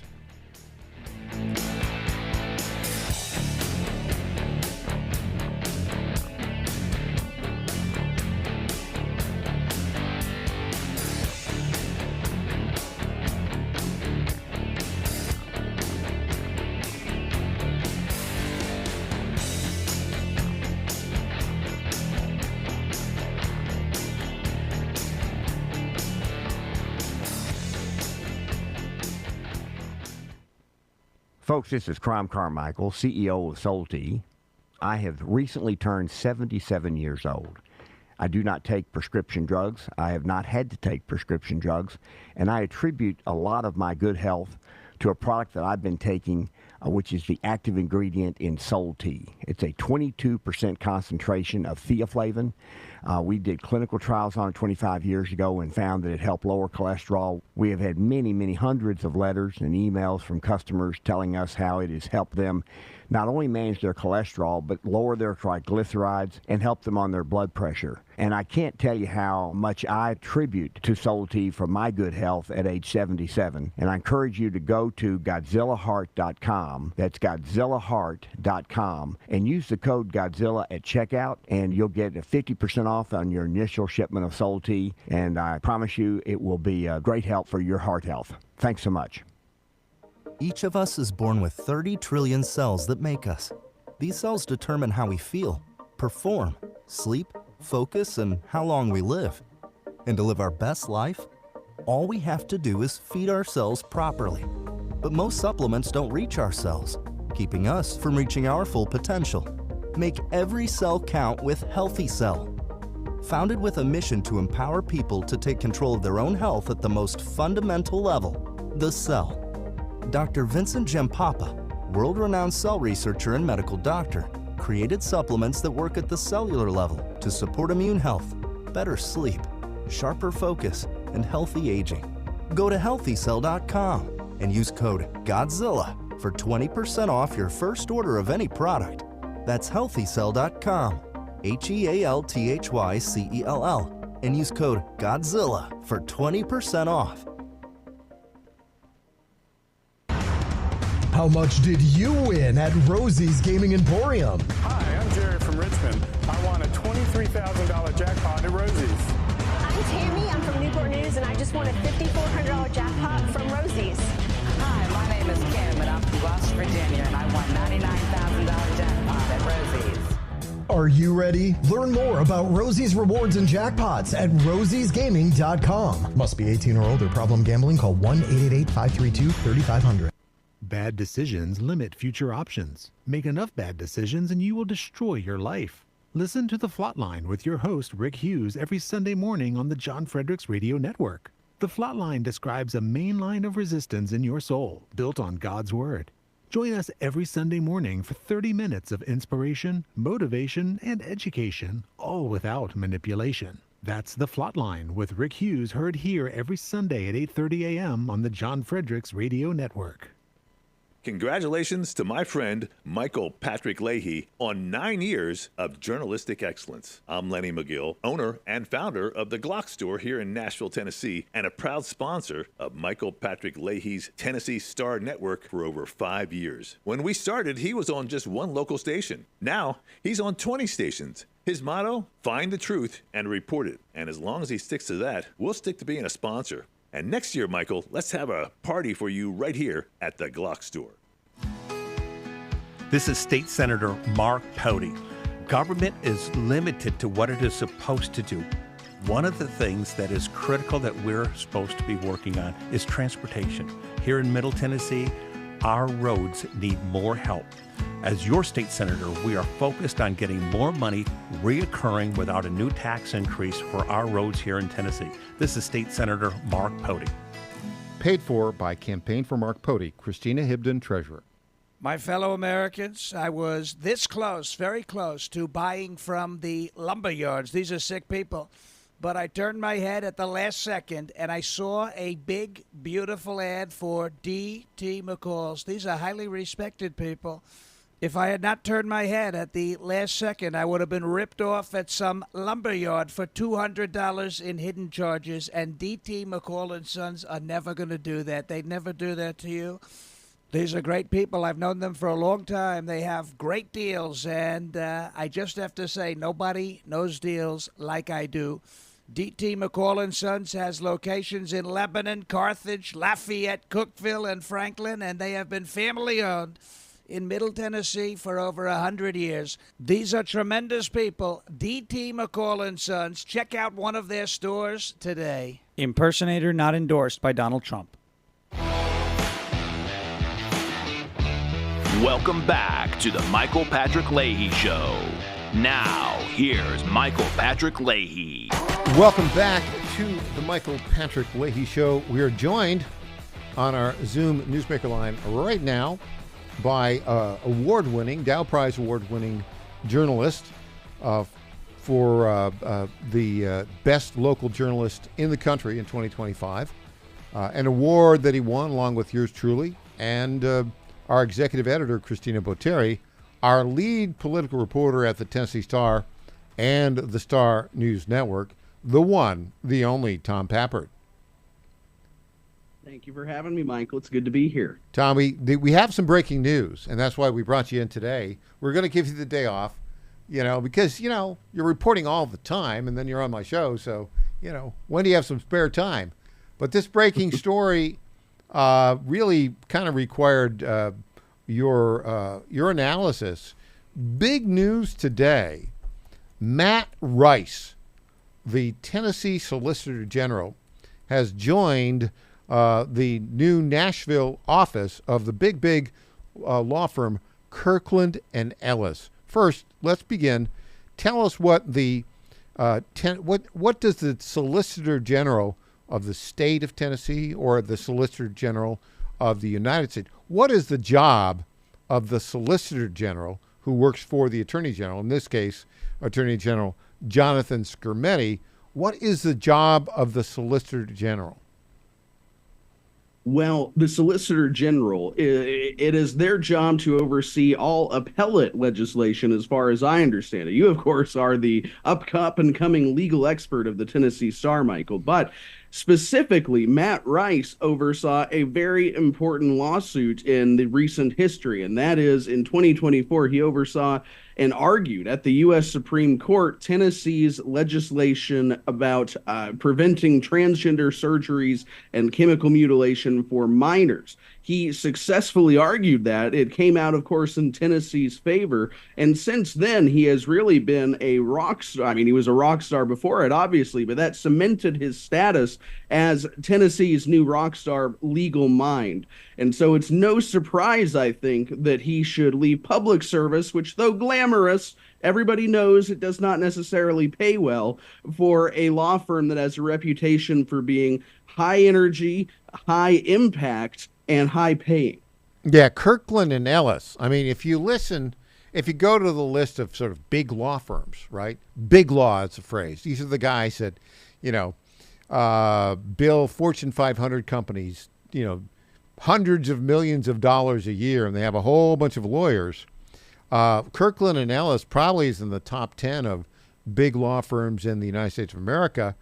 They have from their press release making this announcement, they have a global platform of more than 4,000 lawyers in 23 cities across the United States, Europe, the Middle East, and Asia. Of course, they're known as a sort of a big-time Washington law firm. It's Kirkland and Ellis, Covington Burley, a couple other names that you might recognize. And what's interesting about this is they are opening up a Nashville office. That's kind of interesting. Tell us why you think they're doing that. Well, if you look at the press release about Matt Rice joining it, I think it kind of indicates what they're hoping this Nashville office will become, or what they think Tennessee in general is going to become. And I think that is a major point of political and economic intrigue in the United States. I think it's really an up-and-coming state and an up-and-coming city.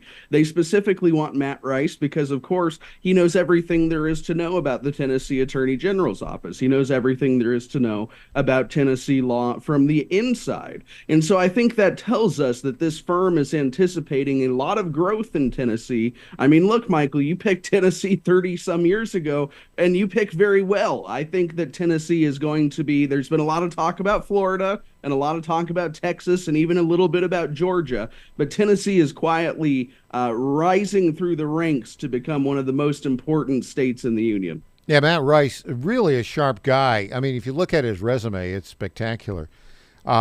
He was, I think, the top of his class at the University of California, Berkeley School of Law.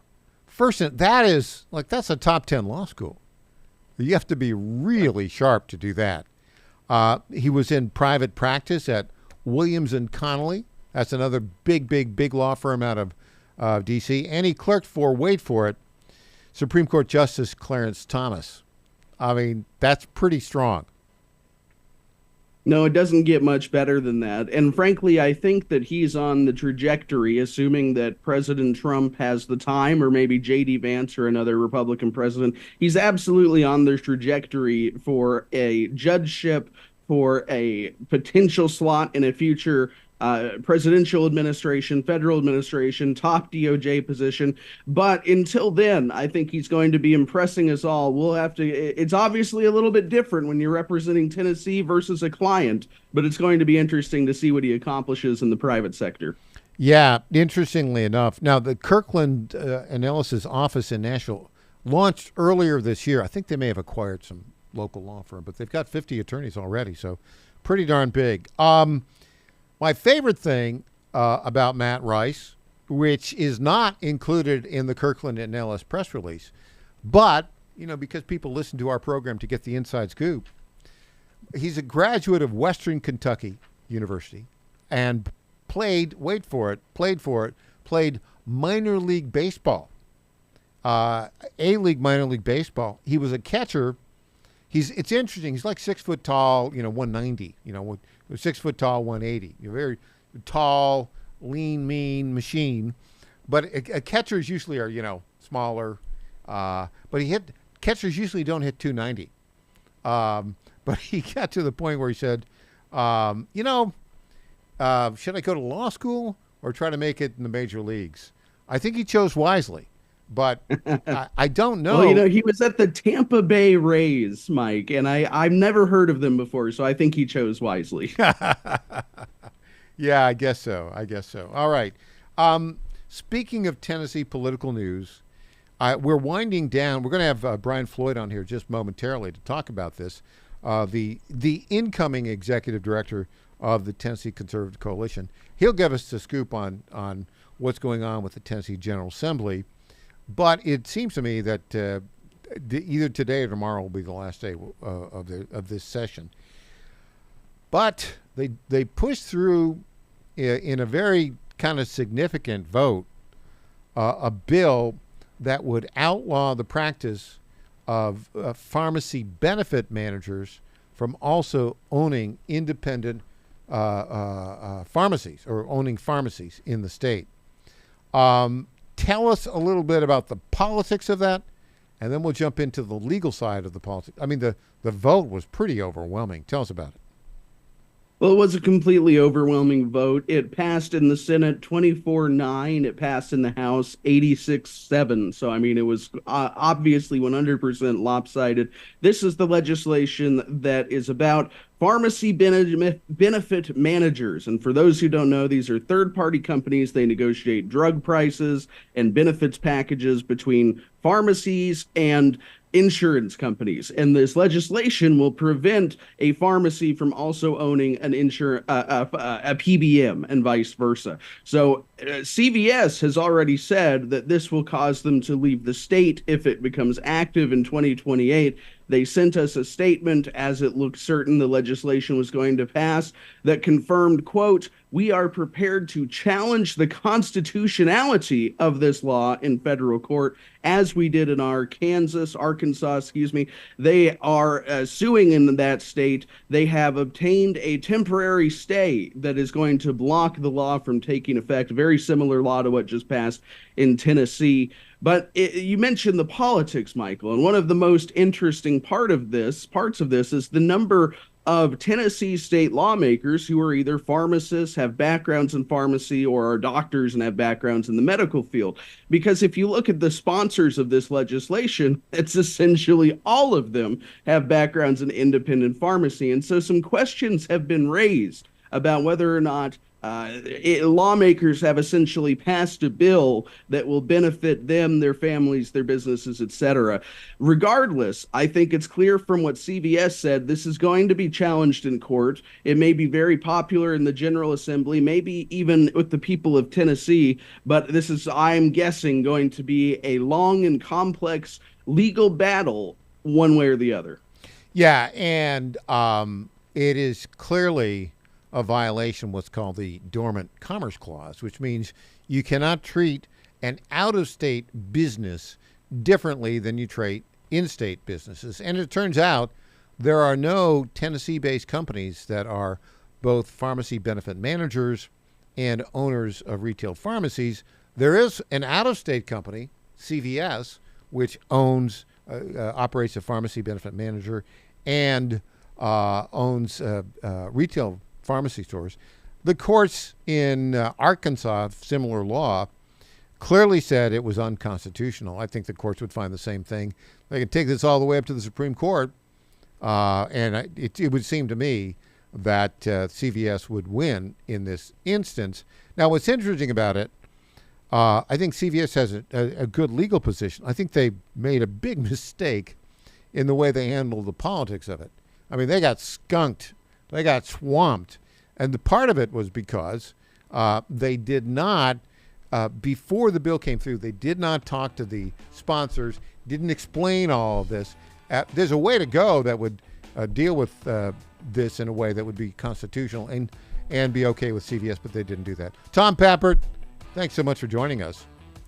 Great reporting, always a as pleasure, always. Michael. When we come back, Brian Floyd will join us, and we'll elaborate on that. Brian Floyd, the incoming executive director of the Tennessee Conservative Coalition. Back after this.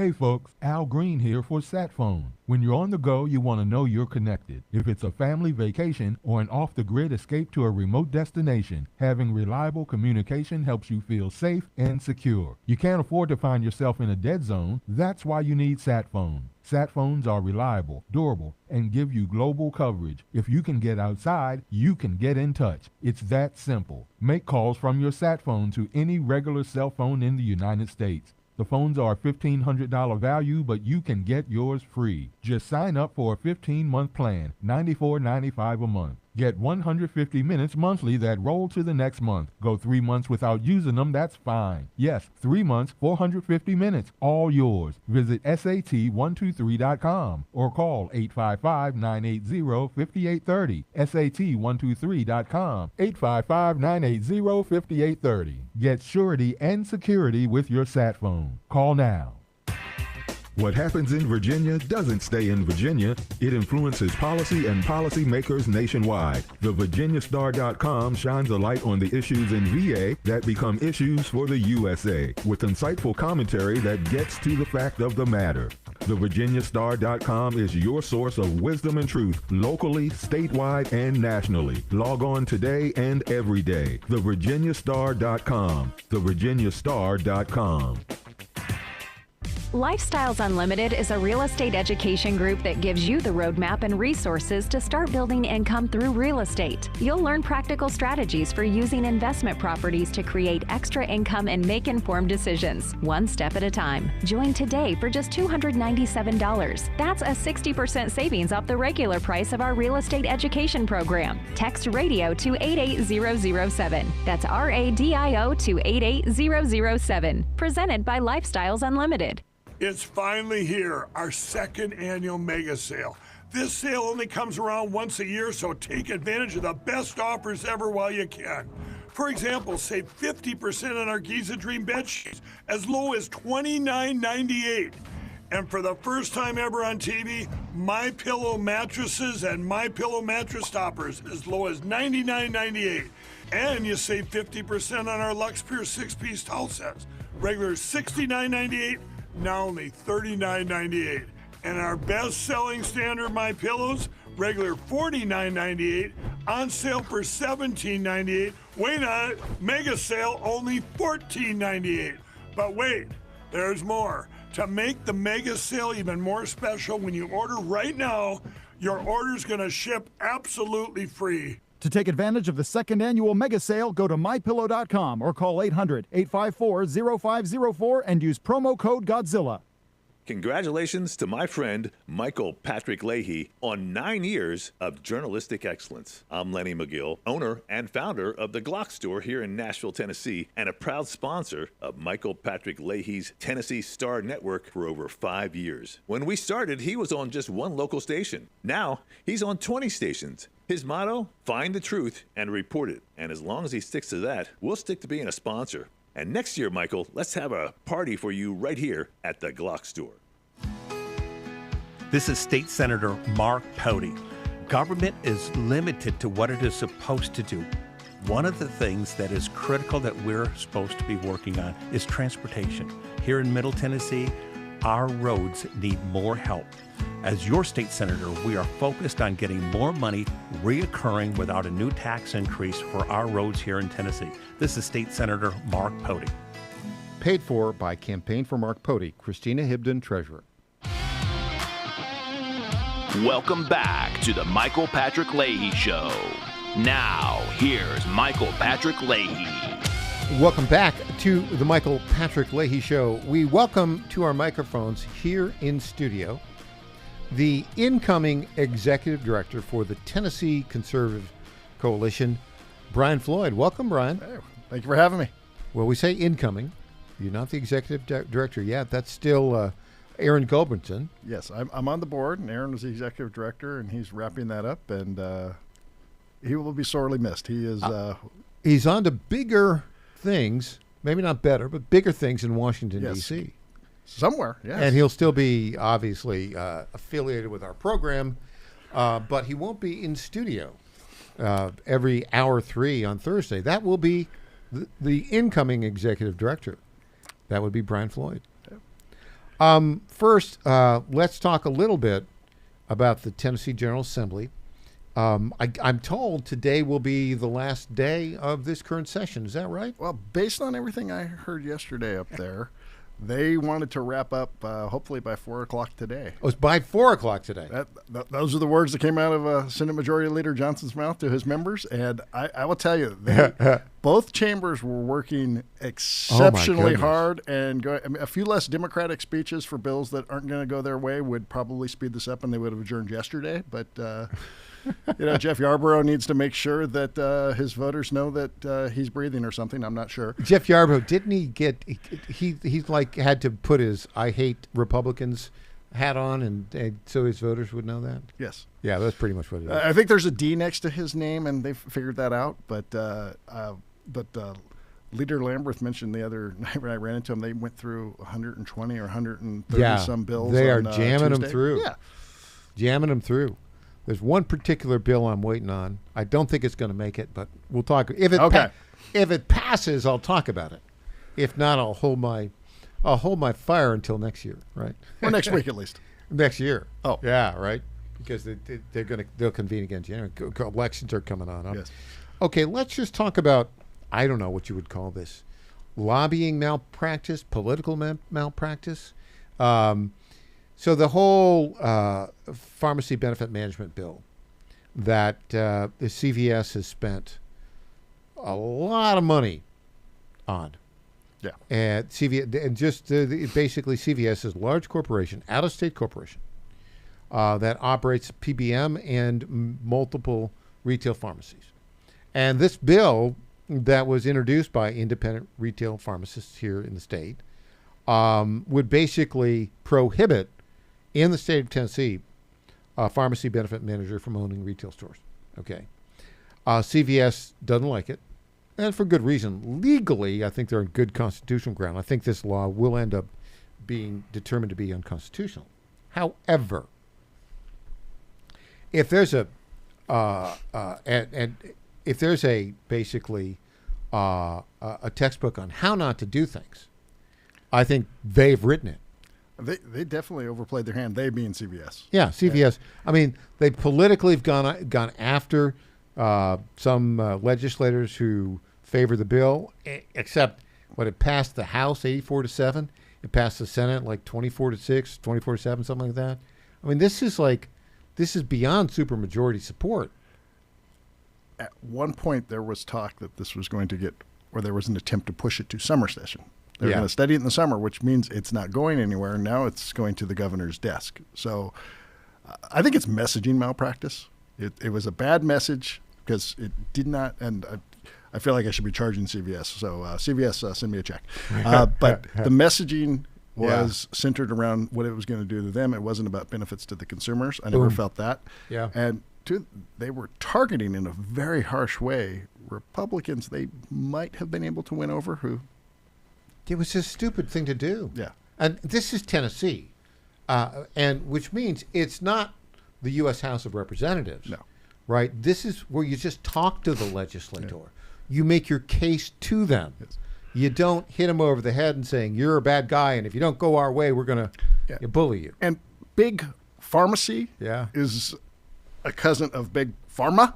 So to the voters, it was big pharma. They don't distinguish the two. Yeah. And so, it was a good enemy to have. The other part of this is politically. Yes. Right. You do not jump in the middle of a session and try to change the bill.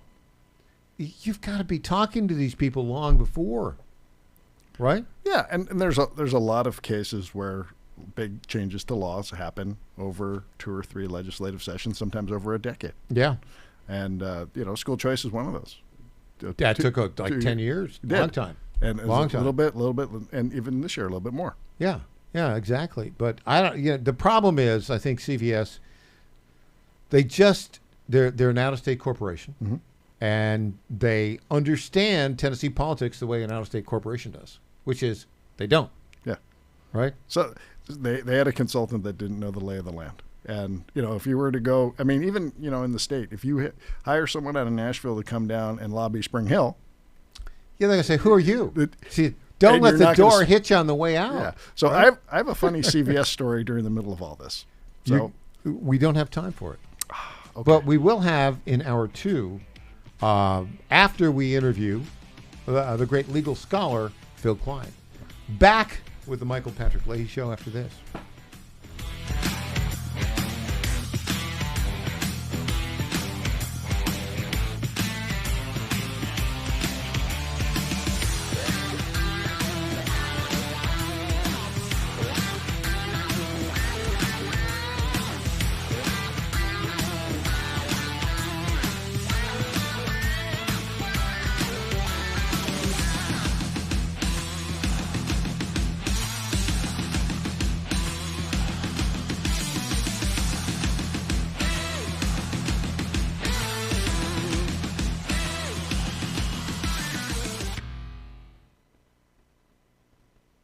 John Fredericks Media on YouTube is all that and more. Wake up to watch the John Fredericks Show live and stay on top of the news you need to know.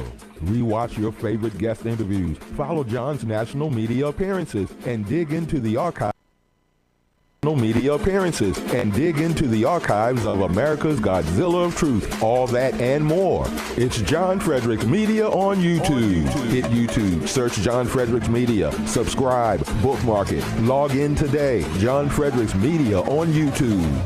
Now more than ever, it's imperative to support companies that share our conservative values. That's why I can't be more excited to tell you that I've switched my family to Patriot Mobile. Patriot Mobile is America's only Christian conservative wireless provider. When you switch to Patriot Mobile, you shift your support away from the leftist, woke, progressive agendas of Big Mobile. Patriot Mobile's wireless service works perfectly and seamlessly as you go about your lives with exceptional nationwide coverage that uses the same towers the main carriers use. Patriot Mobile donates a portion of every dollar earned to causes you care about, to organizations that fight for religious freedom, First and Second Amendments, sanctity of life, and the needs of veterans and first responders. Patriot Mobile has plans to fit any budget, along with great discounts for our veterans and first responder heroes, as well as multi-line users. Switching is easy. Just go to patriotmobile.com/Godzilla or call their U.S.-based customer service team, 972-PATRIOT. That's 972-728-7468. Use offer code Godzilla for free activation.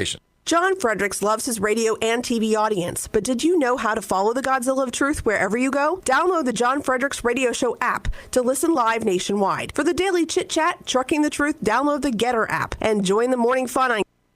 Get your truth by the truckload from America's Godzilla of Truth, the John Fredericks Show, weekdays 5 to 9 a.m. on WENO Nashville, KQPN West Memphis. Breaking news at Town Hall. I'm Bob Agnew in Washington. There's a new shoot-and-kill order by President Trump. President Donald Trump has ordered the U.S. military to shoot and kill small Iranian boats that deploy mines to choke traffic through the Strait of Hormuz. Trump's post on social media comes after the U.S. military seized another tanker associated with the smuggling of Iranian oil, ratcheting up a standoff with Tehran. Trump also wrote that, quote, there is to be no hesitation, while adding that the U.S. military is intensifying mine-clearing operations. I'm Lisa Dwyer. This man, Ramon Kapoor, is captain of one of the hundreds of ships still stranded in the Gulf. My crew is, under constant stress ever since the war started, since we are stranded inside this conflict zone. And there is nothing much we can do. Ramon Kapoor spoke to Britain's Sky News. The standoff between the U.S. and Iran has effectively choked off all exports through the strait. That's where about 20% of the world's oil flows. West Virginia Governor Patrick Morrisey says a chemical leak at a West Virginia plant killed 2 people and injured about 30 others, including 7 ambulance workers responding. We know that the first responders, they always run to the fire. They put themselves in harm's way. And we know that a number of those individuals had checked in to the health facility to evaluate for health impact. We're very grateful to these brave men and women and what they do.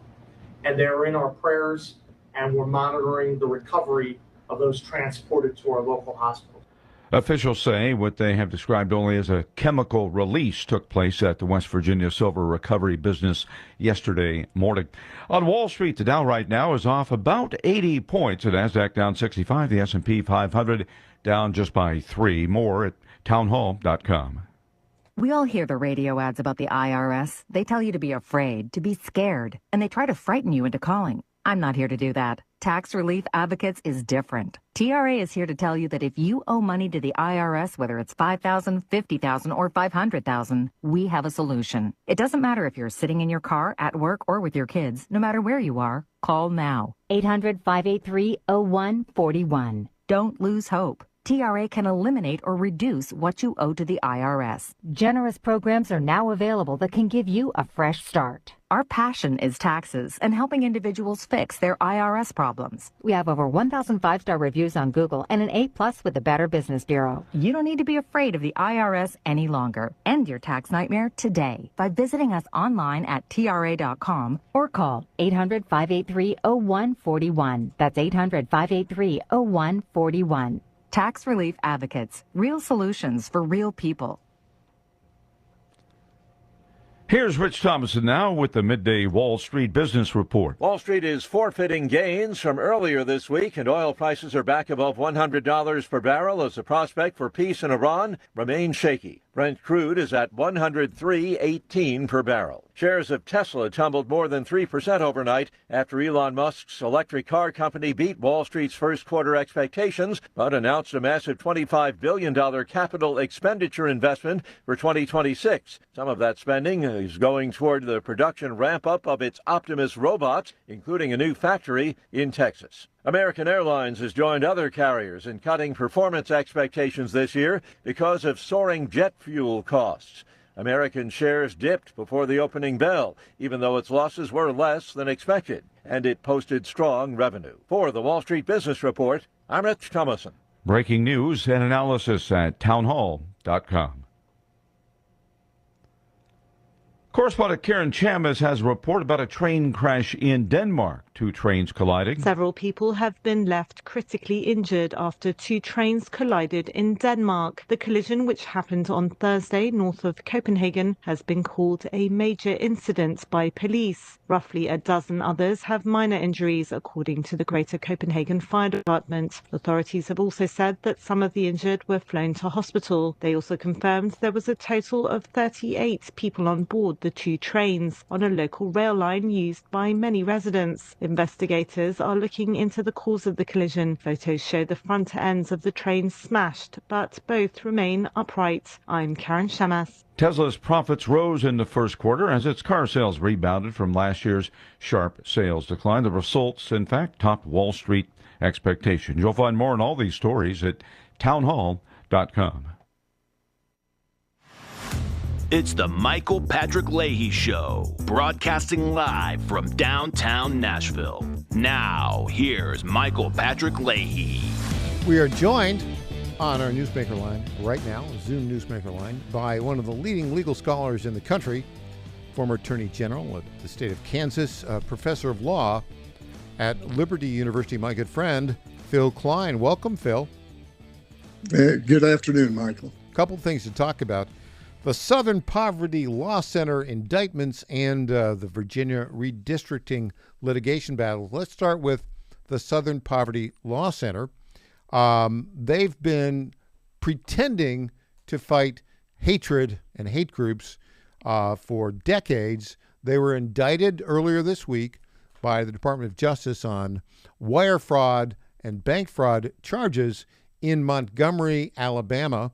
The case will go before a federal district court judge there appointed by Donald Trump.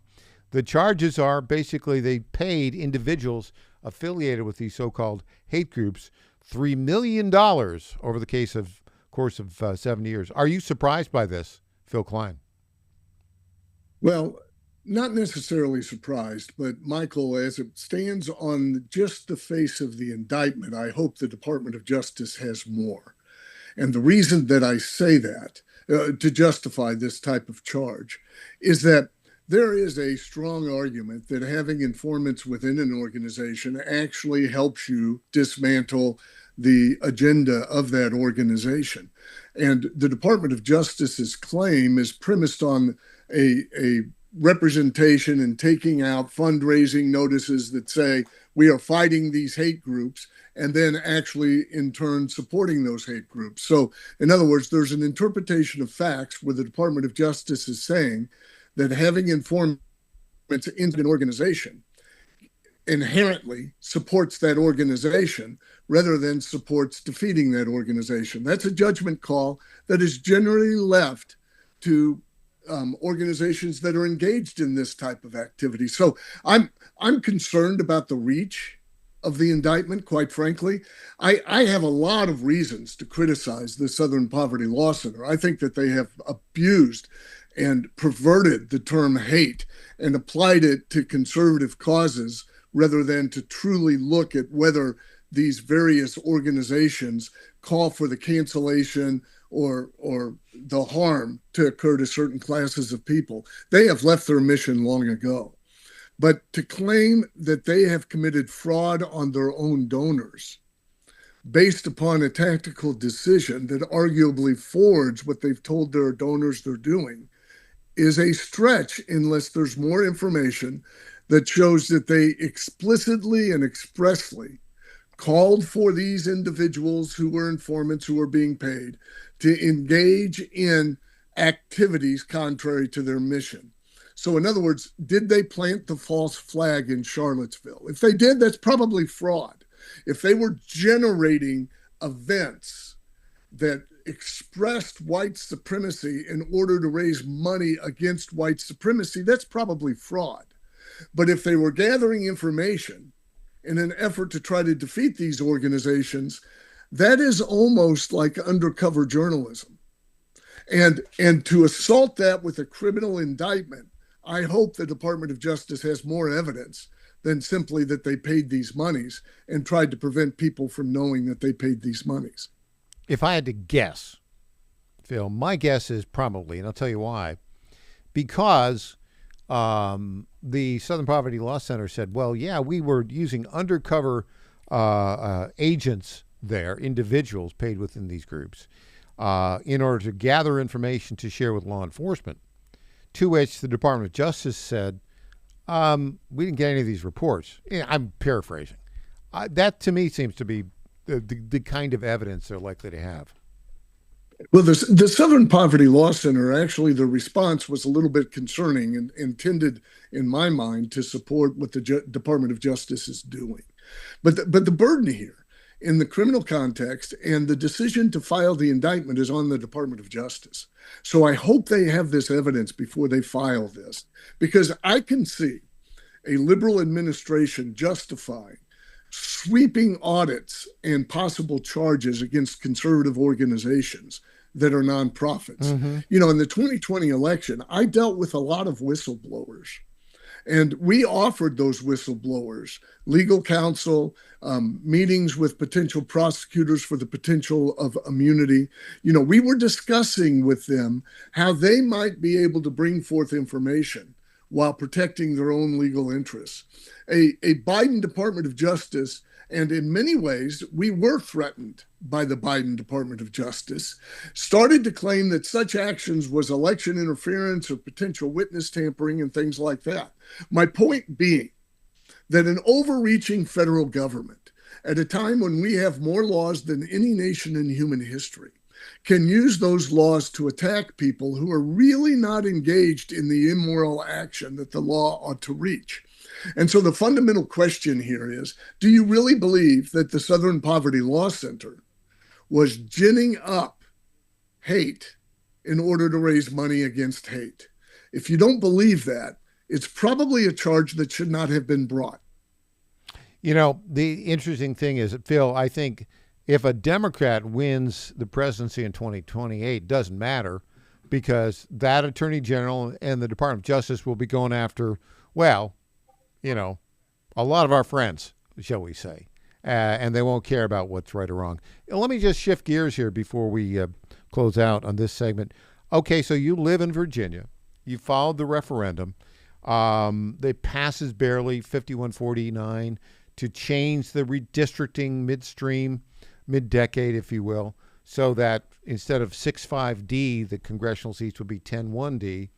a circuit court judge there, Tazewell County, stayed the certification of it. The Attorney General now of the state is appealing that. It'll ultimately go to the Virginia Supreme Court. How's that court going to rule on this, Phil Klein? I am very hopeful. I believe the odds are that they will strike down that amendment. It has so many procedural errors and was so misleading with the language on the ballot in multiple ways. First of all, it implied a moral judgment on you if you voted against it. Secondly, it misrepresented its permanence in many ways. Any subsequent bipartisan commission that had previously been established to redistrict in Virginia, one of the factors they must consider is keeping intact existing districts, and this has radically reshaped the districts. It was a fraud from the initiation through the vote, and I believe this Virginia Supreme Court is going to strike it down. Tell us about this. If it does not, we'll go to the U.S. Supreme Court, or is it done? Well, it becomes extraordinarily difficult to raise it before the United States Supreme Court because the primary challenge to this redistricting is premised on the Virginia Constitution and the requirements in that Constitution, and the Virginia Supreme Court is the final word on that. And if they allow this, they have essentially said that the words of the Constitution in Virginia mean nothing, which is what the Democratic Party has said and how they approached it. And when the Supreme Court strikes this down, you will hear rumblings in Virginia about changing the makeup of the Virginia Supreme Court. This is how extreme the Virginia Democratic Party has become. How many members of the Virginia Supreme Court are they? How are they selected, and how do they typically rule kind of conservative v. liberal, if you can just do it in that brief way? There are 7 members of the Virginia Supreme Court. They are selected by the legislature. 3 of them, I believe, were selected with split legislatures. In other words, Republicans holding one chamber, Democrats the other. 1 was selected with a Democrat legislature, and I think 3 were selected with Republican legislatures. This generally is a cautious and conservative court. Okay, so that is a hopeful note upon which to close today out. Phil Klein, legal scholar, good friend. Phil, thank you for those great insights. Really appreciate it. Thank you. All right, we'll be back with Brian Floyd, incoming executive director of the Tennessee Conservative Coalition, after this.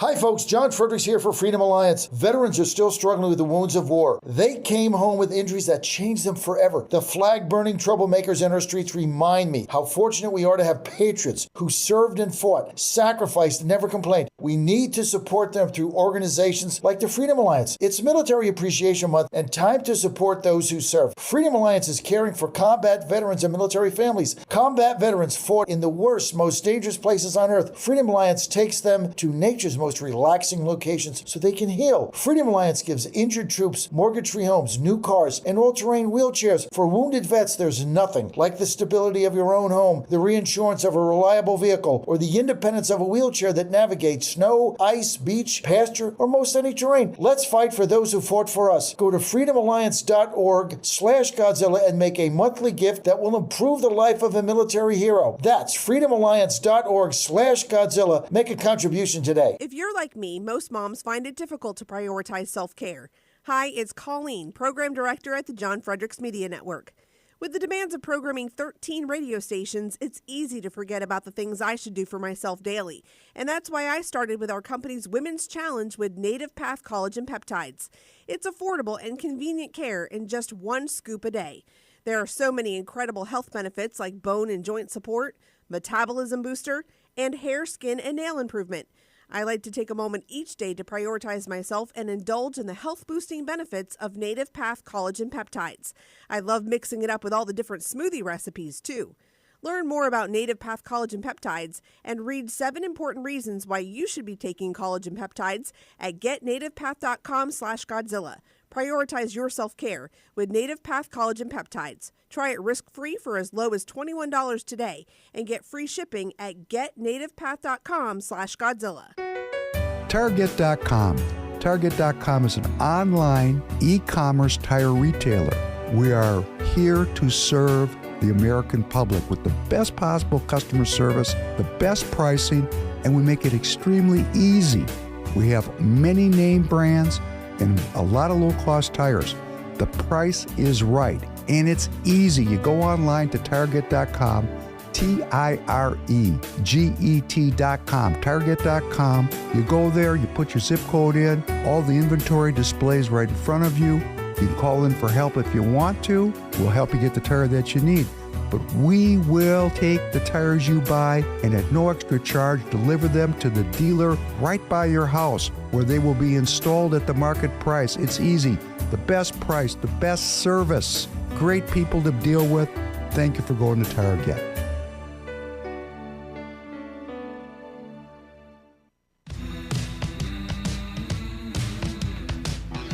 Welcome back to the Michael Patrick Leahy Show. Now, here's Michael Patrick Leahy. Welcome back. We're joined in studio, as we will be going forward, every hour 3 of Thursday of the Michael Patrick Leahy Show, by the incoming executive director of the Tennessee Conservative Coalition, Brian Floyd. Thank you, Brian, for stepping up into the gap that has been made by the departure to Washington, D.C. of the founder and still the executive director of the Tennessee Conservative Coalition, the one, the only, Aaron Goldmanson. Yes. He will be missed, and he gave me a bunch of things I need to take care of, including upping my viewing of WWE. There you go. Yes. Yeah, he's a big WWE guy. But look, he's been very effective here in the state of Tennessee with a lot of legislation that's passed and worked closely with the Tennessee General Assembly. So now let's get down to this. Okay. Tell our listeners a little bit about the Tennessee. How is because you've spent some time in California. Yes. I'm a refugee, not a missionary, to be clear. There you go. Yes. That's a good distinction. Yes. How does the Tennessee General Assembly as a state legislature differ from the California state legislature? You mean other than which party has a supermajority? Well, just tell us all the differences. So, in I believe it was 1966, California decided to go to a full-time legislature. Mistake. Yes. By the way, I think if you can do a look at all the states that have gone to you-know-what, it's almost a direct correlation between full-time state legislatures and states that have gone lefty, crazy, yes. And with overreaching government. Yes, and then in California, each legislator, so there's 80 members of the Assembly and there's 40 members of the Senate.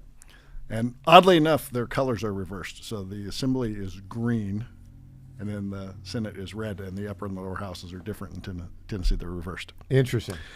But so the state legislators there are full-time. How much do they get paid? $100,000 something. $100,000 something. And they have vehicles. State provided vehicles? They have a district vehicle. They had a car when they were running, but they get a vehicle there, and no one quite monitors who does it. And then they have full-time staffs in the districts and an office. Full-time staffs? Yes, usually 5 people.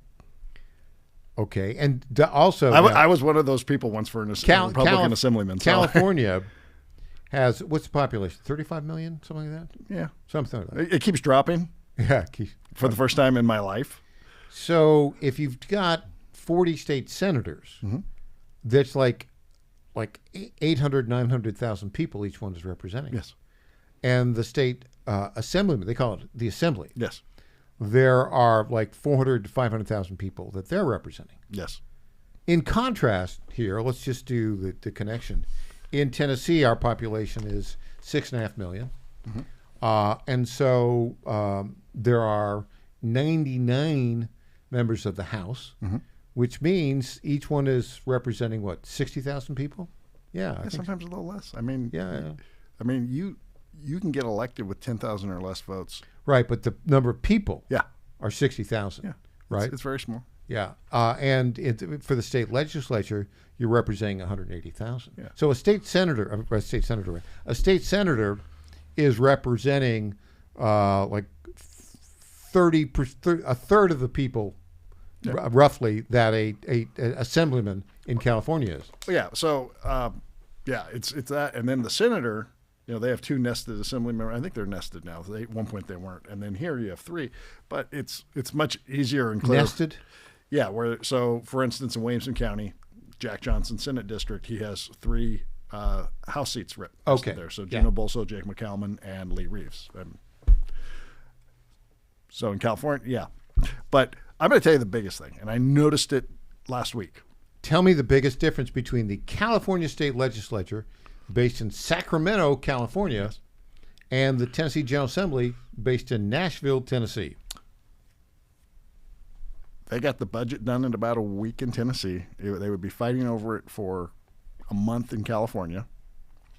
And in 8 or 9 months that they are in session in California, they get the same amount of work done that we can get done in 3.5 or 4 months. Yeah, and clearly, now the big deal is that the General Assembly typically convenes late January every year, and then ends mid to late April. Yeah.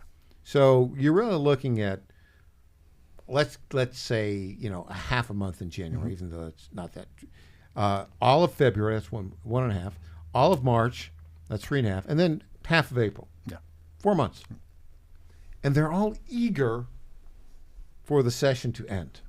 Yes, because they can't raise money for their reelection. Oh, that is a big difference too. California does not have that blackout period that we have in Tennessee. So you can't raise money. So in California, when the legislature is in session, it's like Washington, D.C. There is a fundraiser every night that some lobbying firm or special interest is holding for some legislator. And you better not go to the Hyatt because it's not union, so Democrats won't walk through the door. No.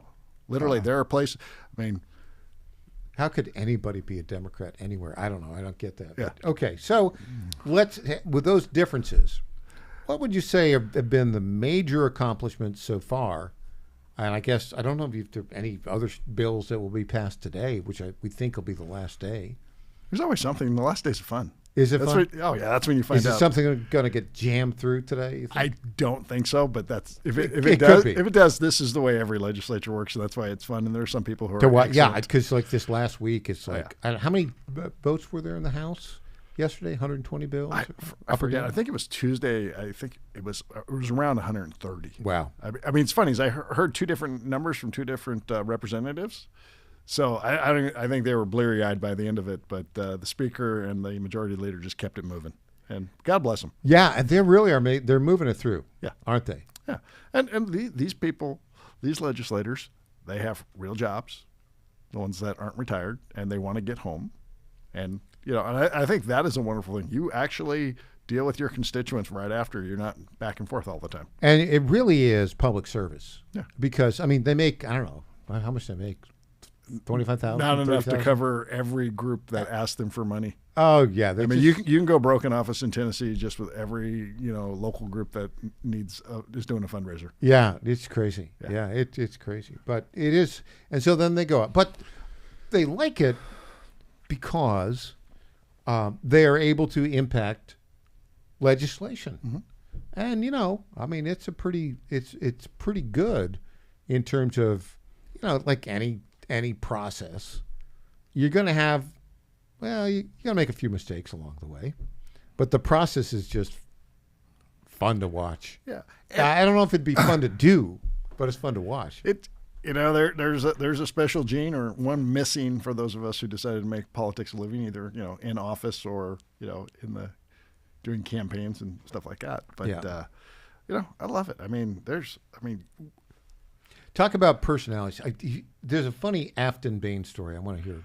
Afton Bain, okay, so she's far left. She's a Democrat from By the way, she does not take that as an insult. Yeah, no. Okay. Yeah. She loves being far left. Yes. And she's got a storied record. She joined the Tennessee Three, basically. on the lefty side of things. She felt left out. Yeah, I know. And she notably, he spent her whole life being a activist for the left. And she notably was in the car, tracking ICE agents. But there's a funny story about her. Tell us that story. So I believe it was 2 days ago, there was a bill being passed, and Representative Kip Capley was speaking, and you must be able to pass a test in English to have a commercial driver's license. Okay. And we have a lot of instances around this country with driver's license. California. We just talked. It's an issue in the gubernatorial race in California. Oh, yeah. I grew up not too far away from one of those accidents happened, and that family was killed. Yeah. And she said that she's going to go into every Republican district and put up signs that say, your state representative is requiring you to speak English if you're going to be driving on our highways. No, this is not a joke, right? This is not. I'm going to pay to have. Yeah, there's a video. The Tennessee House Republican Caucus put it out, and that's where I saw it. That I'm going to go in all of your districts and I'm going to put up a sign, of which Representative Capley goes, "Is that an in-kind contribution?" I think it is. Yes, I think it is. But she thinks that people throughout Tennessee will want to have individuals with commercial driver's licenses who can't speak English. Yeah, she is so out of touch with Tennessee. I mean, this is a woman during her congressional campaign had to defend that she had said, I hate country music and I hate Nashville. Yeah, she lost that race. Special election, she lost by, 9 points to Nathan Epps, who's now serving admirably in the 7th Congressional District. Yeah, it's just bizarre. But then again, this is the split in the country, isn't it? Now here, mercifully, in Tennessee, the far left lunatics that are running the Democratic Party are in a minority, but they are absolutely committed to what we call it, their authoritarian communist agenda. Yeah, it's bizarre, and being I still have family and friends in California, I'll go back. And it'll be a beautiful day, and then I'm like, oh, this is great out here. This is paradise, 72 degrees and sunny at the beach. Yeah. And there's a young guy out there, preaching against the patriarchy, and I'm like, you're arguing against yourself, right? When we come back, the highlights of this session of the Tennessee General Assembly. What were the big accomplishments? Brian Floyd, incoming executive director of the Tennessee Conservative Coalition, here in studio. Back after this.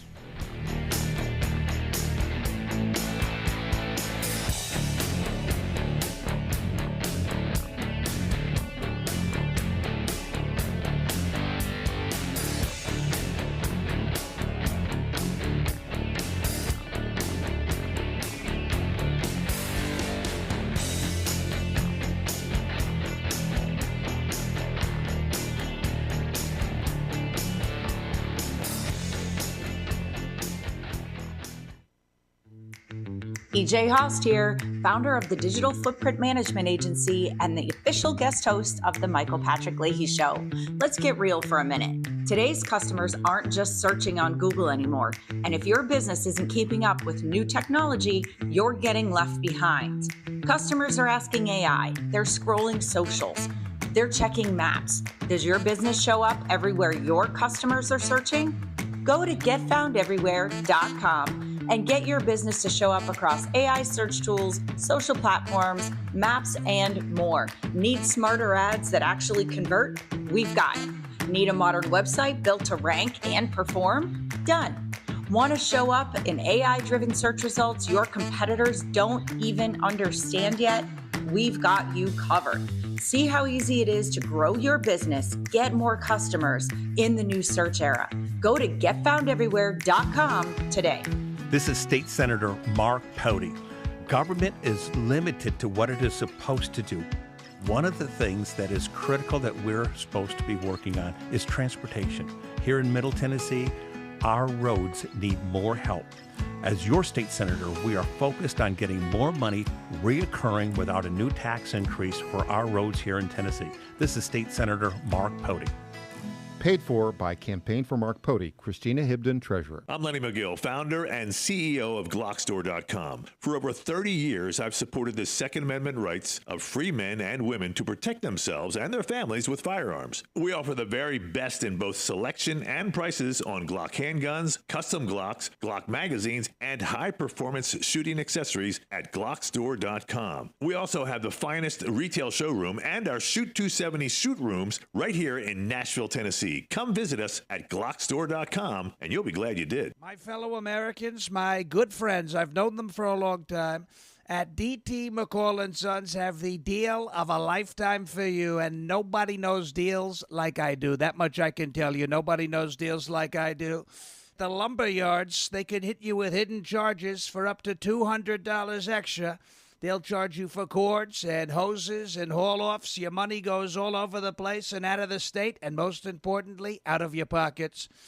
How do they get away with that? I don't know how they do that, but on day one, if you buy from McCall's, we are going to stop the hidden charges as soon as you buy it. D.T. McCall & Sons has locations in Lebanon, Carthage, Lafayette, Cookeville, and Franklin, and they have been family-owned in Middle Tennessee for over 100 years. Head to one of their stores today or check them out at dtmccalls.com. You're going to love it, believe me. Impersonator not endorsed by Donald Trump.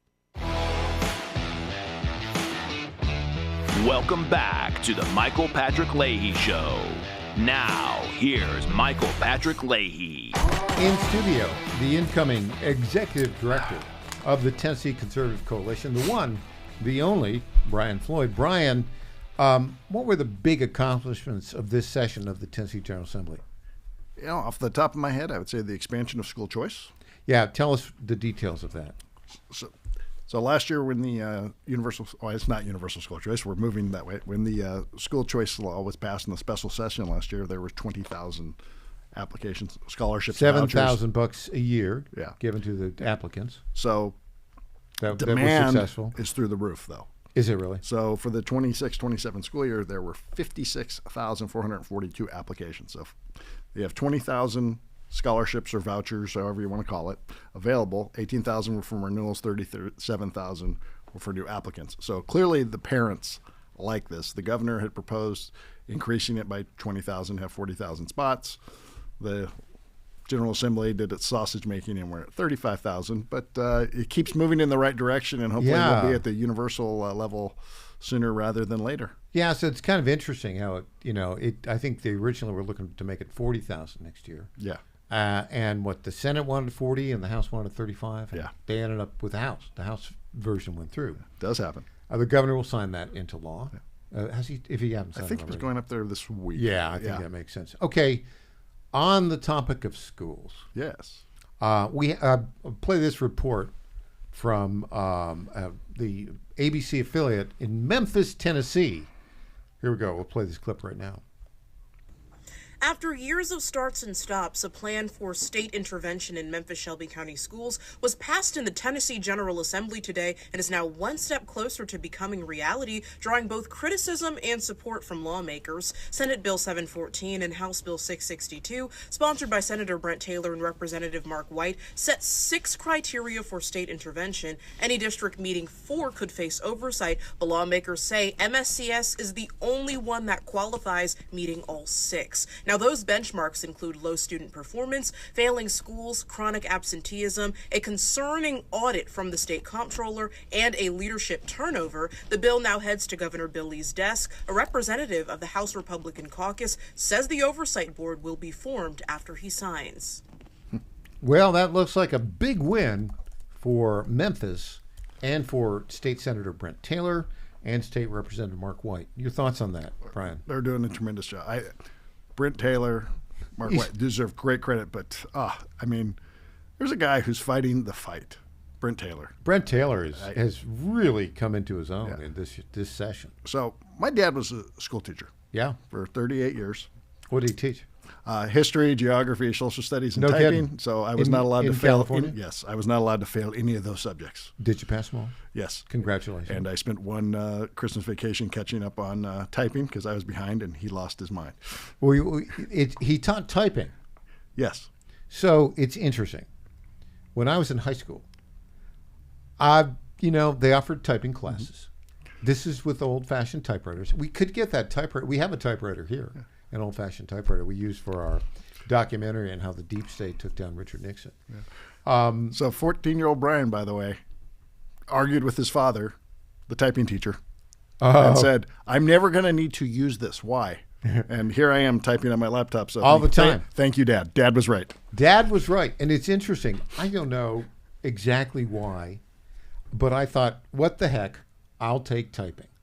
And it was interesting because I'd been it was a different experience for me because I was, A student in all the other courses. And I didn't necessarily have any particular confidence that I would be good at typing, but I did pretty well. And it's a very different kind of thinking and learning.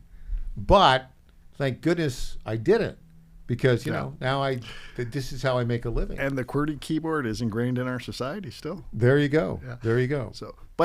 So I approached the Make Memphis Matter that Senator Taylor has pushed so hard. I mean, it is a great city. It has been decaying and going the wrong direction. And now, since the task force has come in there, crime's way down. The schools are abysmal. Yes. And here's the thing, and this is the part that this is a personal passion for me. If you want to make a place permanently safer, you have to get to the schools. So the one thing that the perpetually incarcerated have in our county jails and our penitentiaries in this country is they cannot read past the third grade level. 85%. No, I didn't know that. So when you look at third grade retention law, so if you fix that, because by the time you're 13, you're falling behind, and then you're going to go do the bad things. You can get by. And now with all the technology. So if you invest now and fix that, and now the problem is, we want quick results, but you have to be consistent for 15, 20 years. You actually do a wonderful thing for your society because there go your jail and your prison budgets. They fall because you're taking a big chunk out because productive member society. You don't have to deal with social programs, welfare as much, and they're contributing members of society. So, rising tide lifts all boats. So that one I'm very passionate about, and I love the fact that they're doing this, and I know it's roughly, but what they are doing in Memphis is not working. Oh, it's a disaster. Yeah. In all those elements. And now, will the left file a lawsuit challenging the constitutionality of this bill? Of course. I mean, the left lives for lawsuits. But they won't win because it's not specifically targeting Memphis, although the standards, they're the only ones that, don't meet the standards, but there could be others as well. I think they have battered litigation syndrome, and they just keep coming up against Attorney General Scrimmetti's people, and they enjoy getting beat by him. Yeah. I think there will be a challenge. I don't think the law will be stayed. I think it'll go forward pending the litigation, and the litigation will probably not even make it to a trial. It'll probably be dismissed, my guess. But what Memphis can have, this should be bipartisan, by the way, 100%. But between cleaning up the crime and the issues there, fixing the schools, and the investment that is coming in for the data centers. Yeah. This could be a true renaissance for Memphis and Shelby County, and I don't know why you would fight it just because the guy pushing it has an R behind his name on the ballot. And again, I got to go back to our friend State Senator Brent Taylor, who is the master of the quip, right? I would not want to debate him. He rivals Tim Burchett and Louisiana Senator John Kennedy, I think, in just being his funny lines. And occasionally we have to kind of hit the mute button. Occasionally, once or twice, not always. But, and I think it's possible State Senator Taylor will be here with us tomorrow. We can ask some more details on it. But I think now this particular bill, it sets up, a 9-member commission to run the Memphis schools for, 3 years? Is that right? I believe so. I'm going back to my notes here. Yeah, 9-member board will have the authority to veto the district's budget, which probably they need that. And, that audit, he can go into the details in that audit. But I don't know how much. And then, the other problem they have there, and the two go together, is they have a Soros district attorney. Right. And so, but if they can fix the schools, I mean, that really Well, is the key. when you say fix the schools, I mean, they've got to start off with reading, writing, mathematics proficiency. Yeah. And it starts now. It's really, you won't even see the long-term results. It's going to take 5 to 10, 15 years for that. You have to be Gotta start consistent now. with it. It's like, when's the best time to plant a tree? 20 years ago. When's the second best time? Today, right? Right. And look, Senator Taylor, Representative White, Governor Lee, even President Trump are fully behind on getting Memphis going. But our next governor, Marsha Blackburn, is as well. Mhm. And so this will continue. Well, I'm available to serve on that 9-member board just in case anybody's interested. Yeah, because I have a particular Don't you have to idea. live there? I don't think so. Okay. But we'll see. All right. So you would have my support. I don't think it's going to happen. Okay. But I would focus on the use of direct instruction K-5. So it's the methodology for improving K-5 reading, writing, and mathematics proficiency. And it is the key to success. It really is. And in the information age, critical thinking is so vital. Boom. That's the other thing that we notice about kids today. They don't have critical thinking capability. No. They really don't. The other thing, too, this is unrelated, but yesterday we recorded the first episode of our Live to 100 with Michael Patrick Leahy podcast. All right.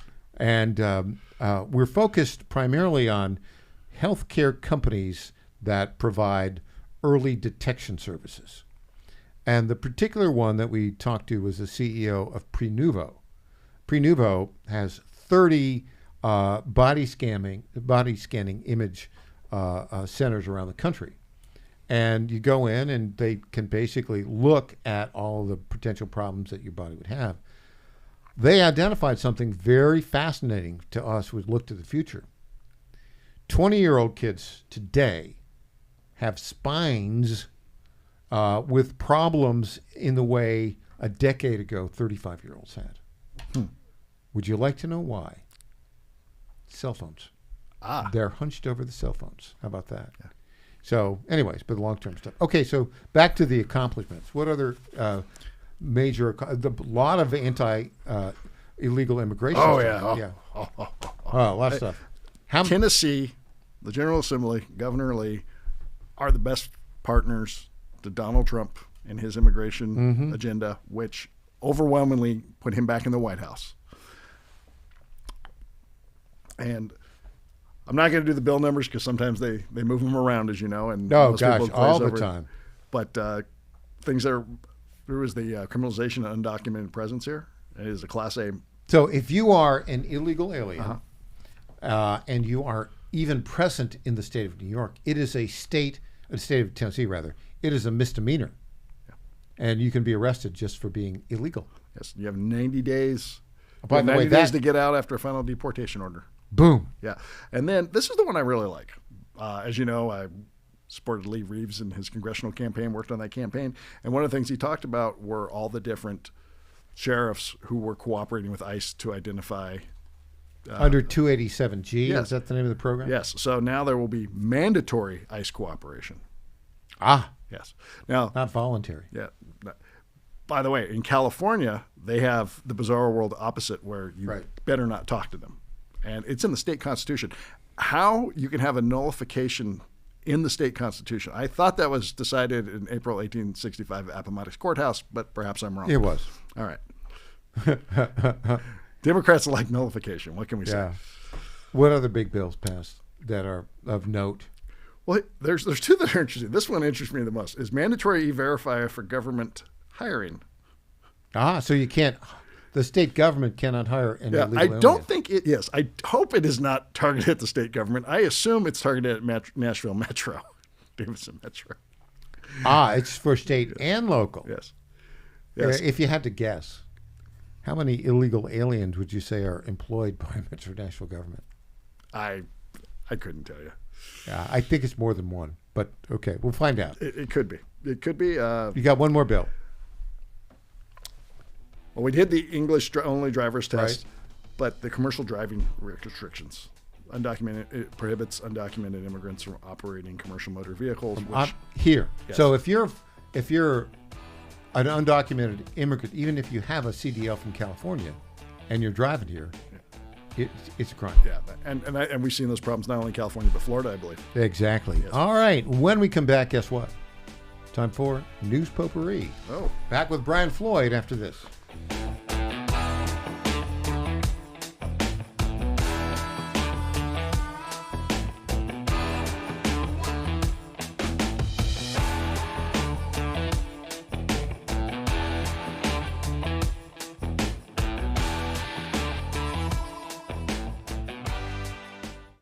This is Tom Carmichael, CEO of Soul Tea, a supplement to help you have a healthier heart and stronger cardiovascular system. At Soul Tea, we regularly get emails from our customers telling us how Soul Tea has helped them.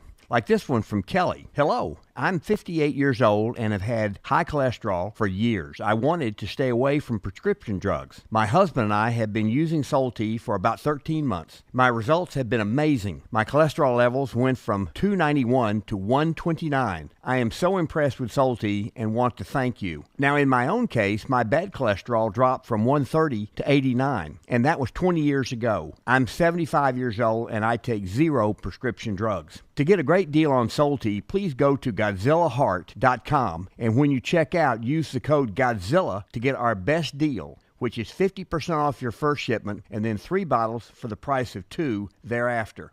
You don't have to live with a broken heart. Do you suffer from Try declining Soul Tea bone and today. joint health? Hi, it's Tina with the John Fredericks Media Network. And when I heard about our company's Women's Challenge, I jumped on the opportunity to test this amazing supplement that's already restoring my bone density, soothing my joint pain, and helping me regain lost mobility. I've experienced so many benefits in such a short time with Native Path Collagen Peptides because they support my bones and joints, boost my metabolism, and unleash the most radiant skin and hair since my 20s. In just 2 weeks, my knee stiffness is gone, and I'm already hitting the gym more aggressively. And I get so many compliments on my glowy skin and shiny hair. Native Path Collagen Peptides are so easy to take. They're tasteless, odorless, and mix great with my morning coffee. Read thousands of 5-star reviews at getnativepath.com/Godzilla. Level up your self-care with Native Path Collagen Peptides. Try it risk-free for as low as $21 today. And get free shipping at getnativepath.com/Godzilla. In 2008, the amount of concentrated time people could spend on a task without becoming distracted was 12 seconds. 5 years later, it was only 8 seconds, 1 second less than a goldfish.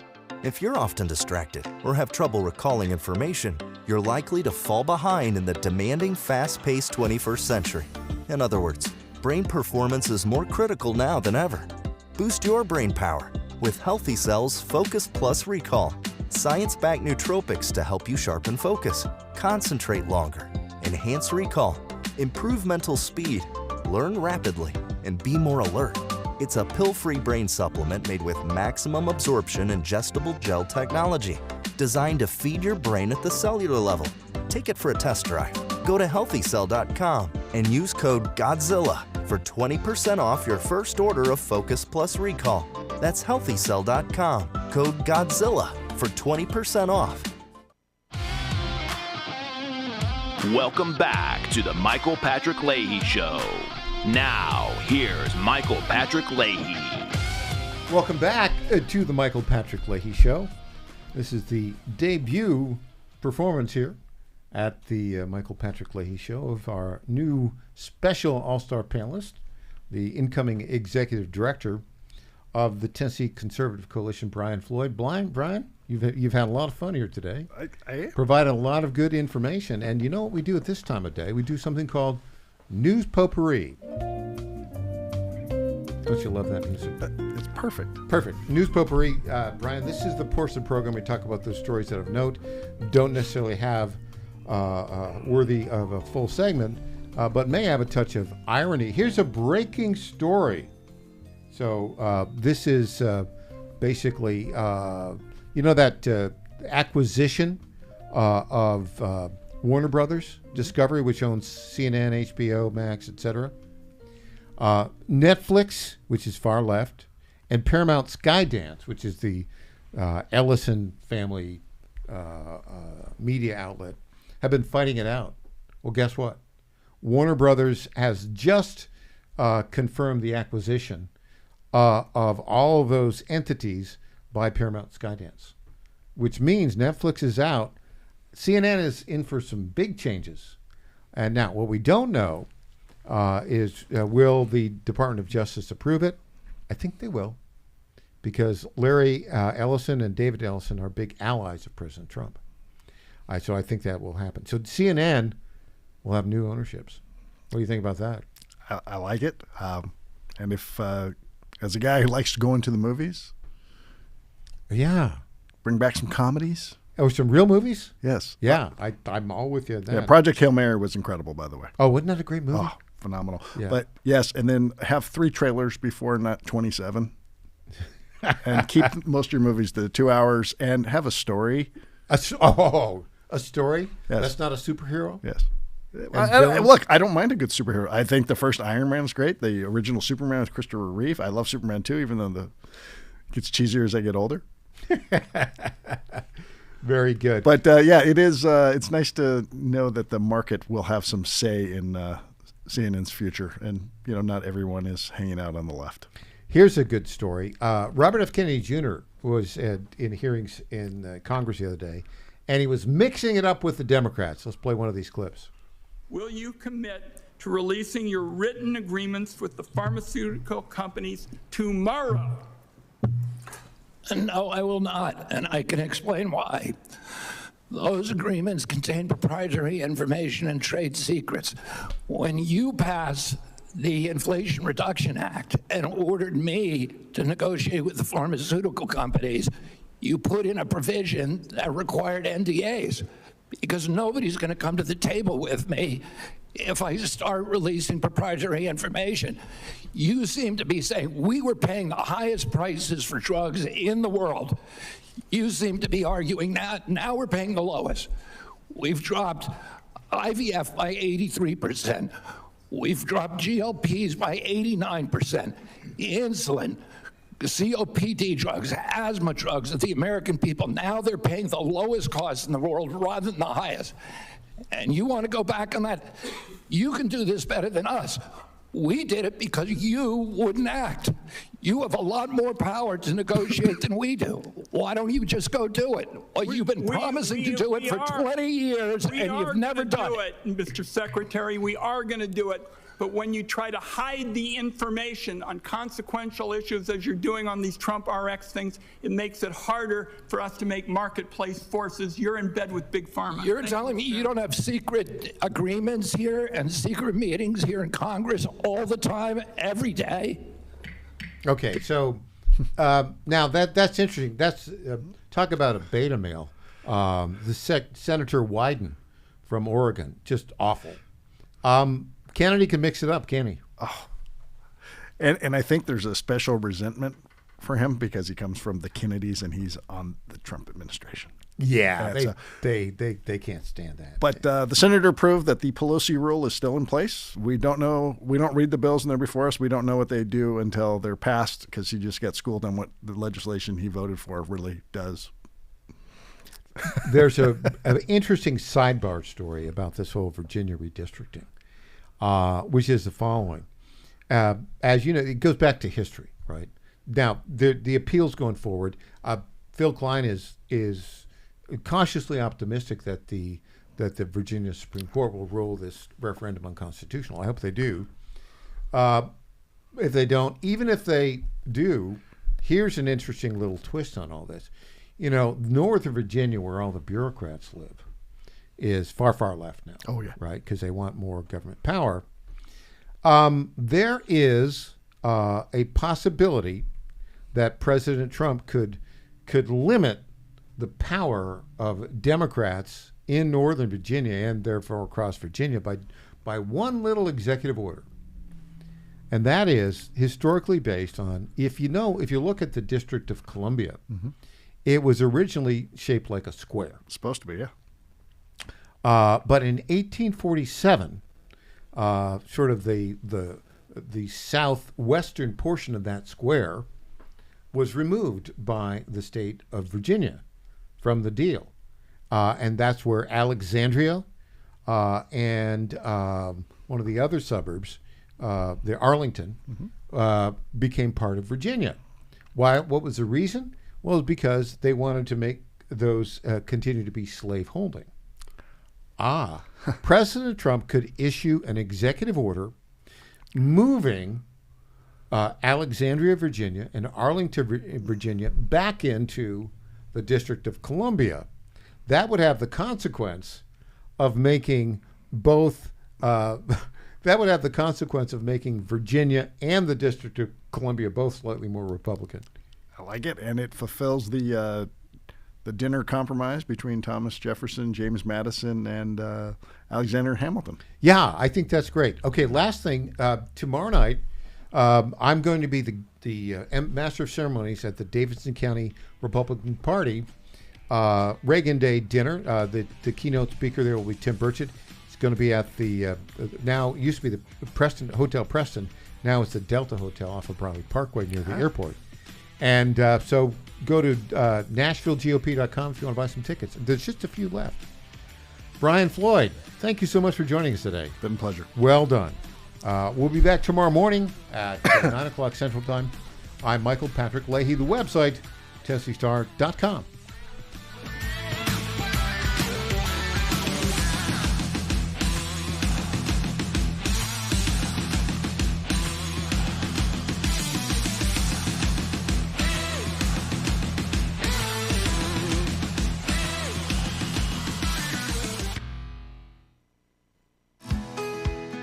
This is State Senator Mark Pody.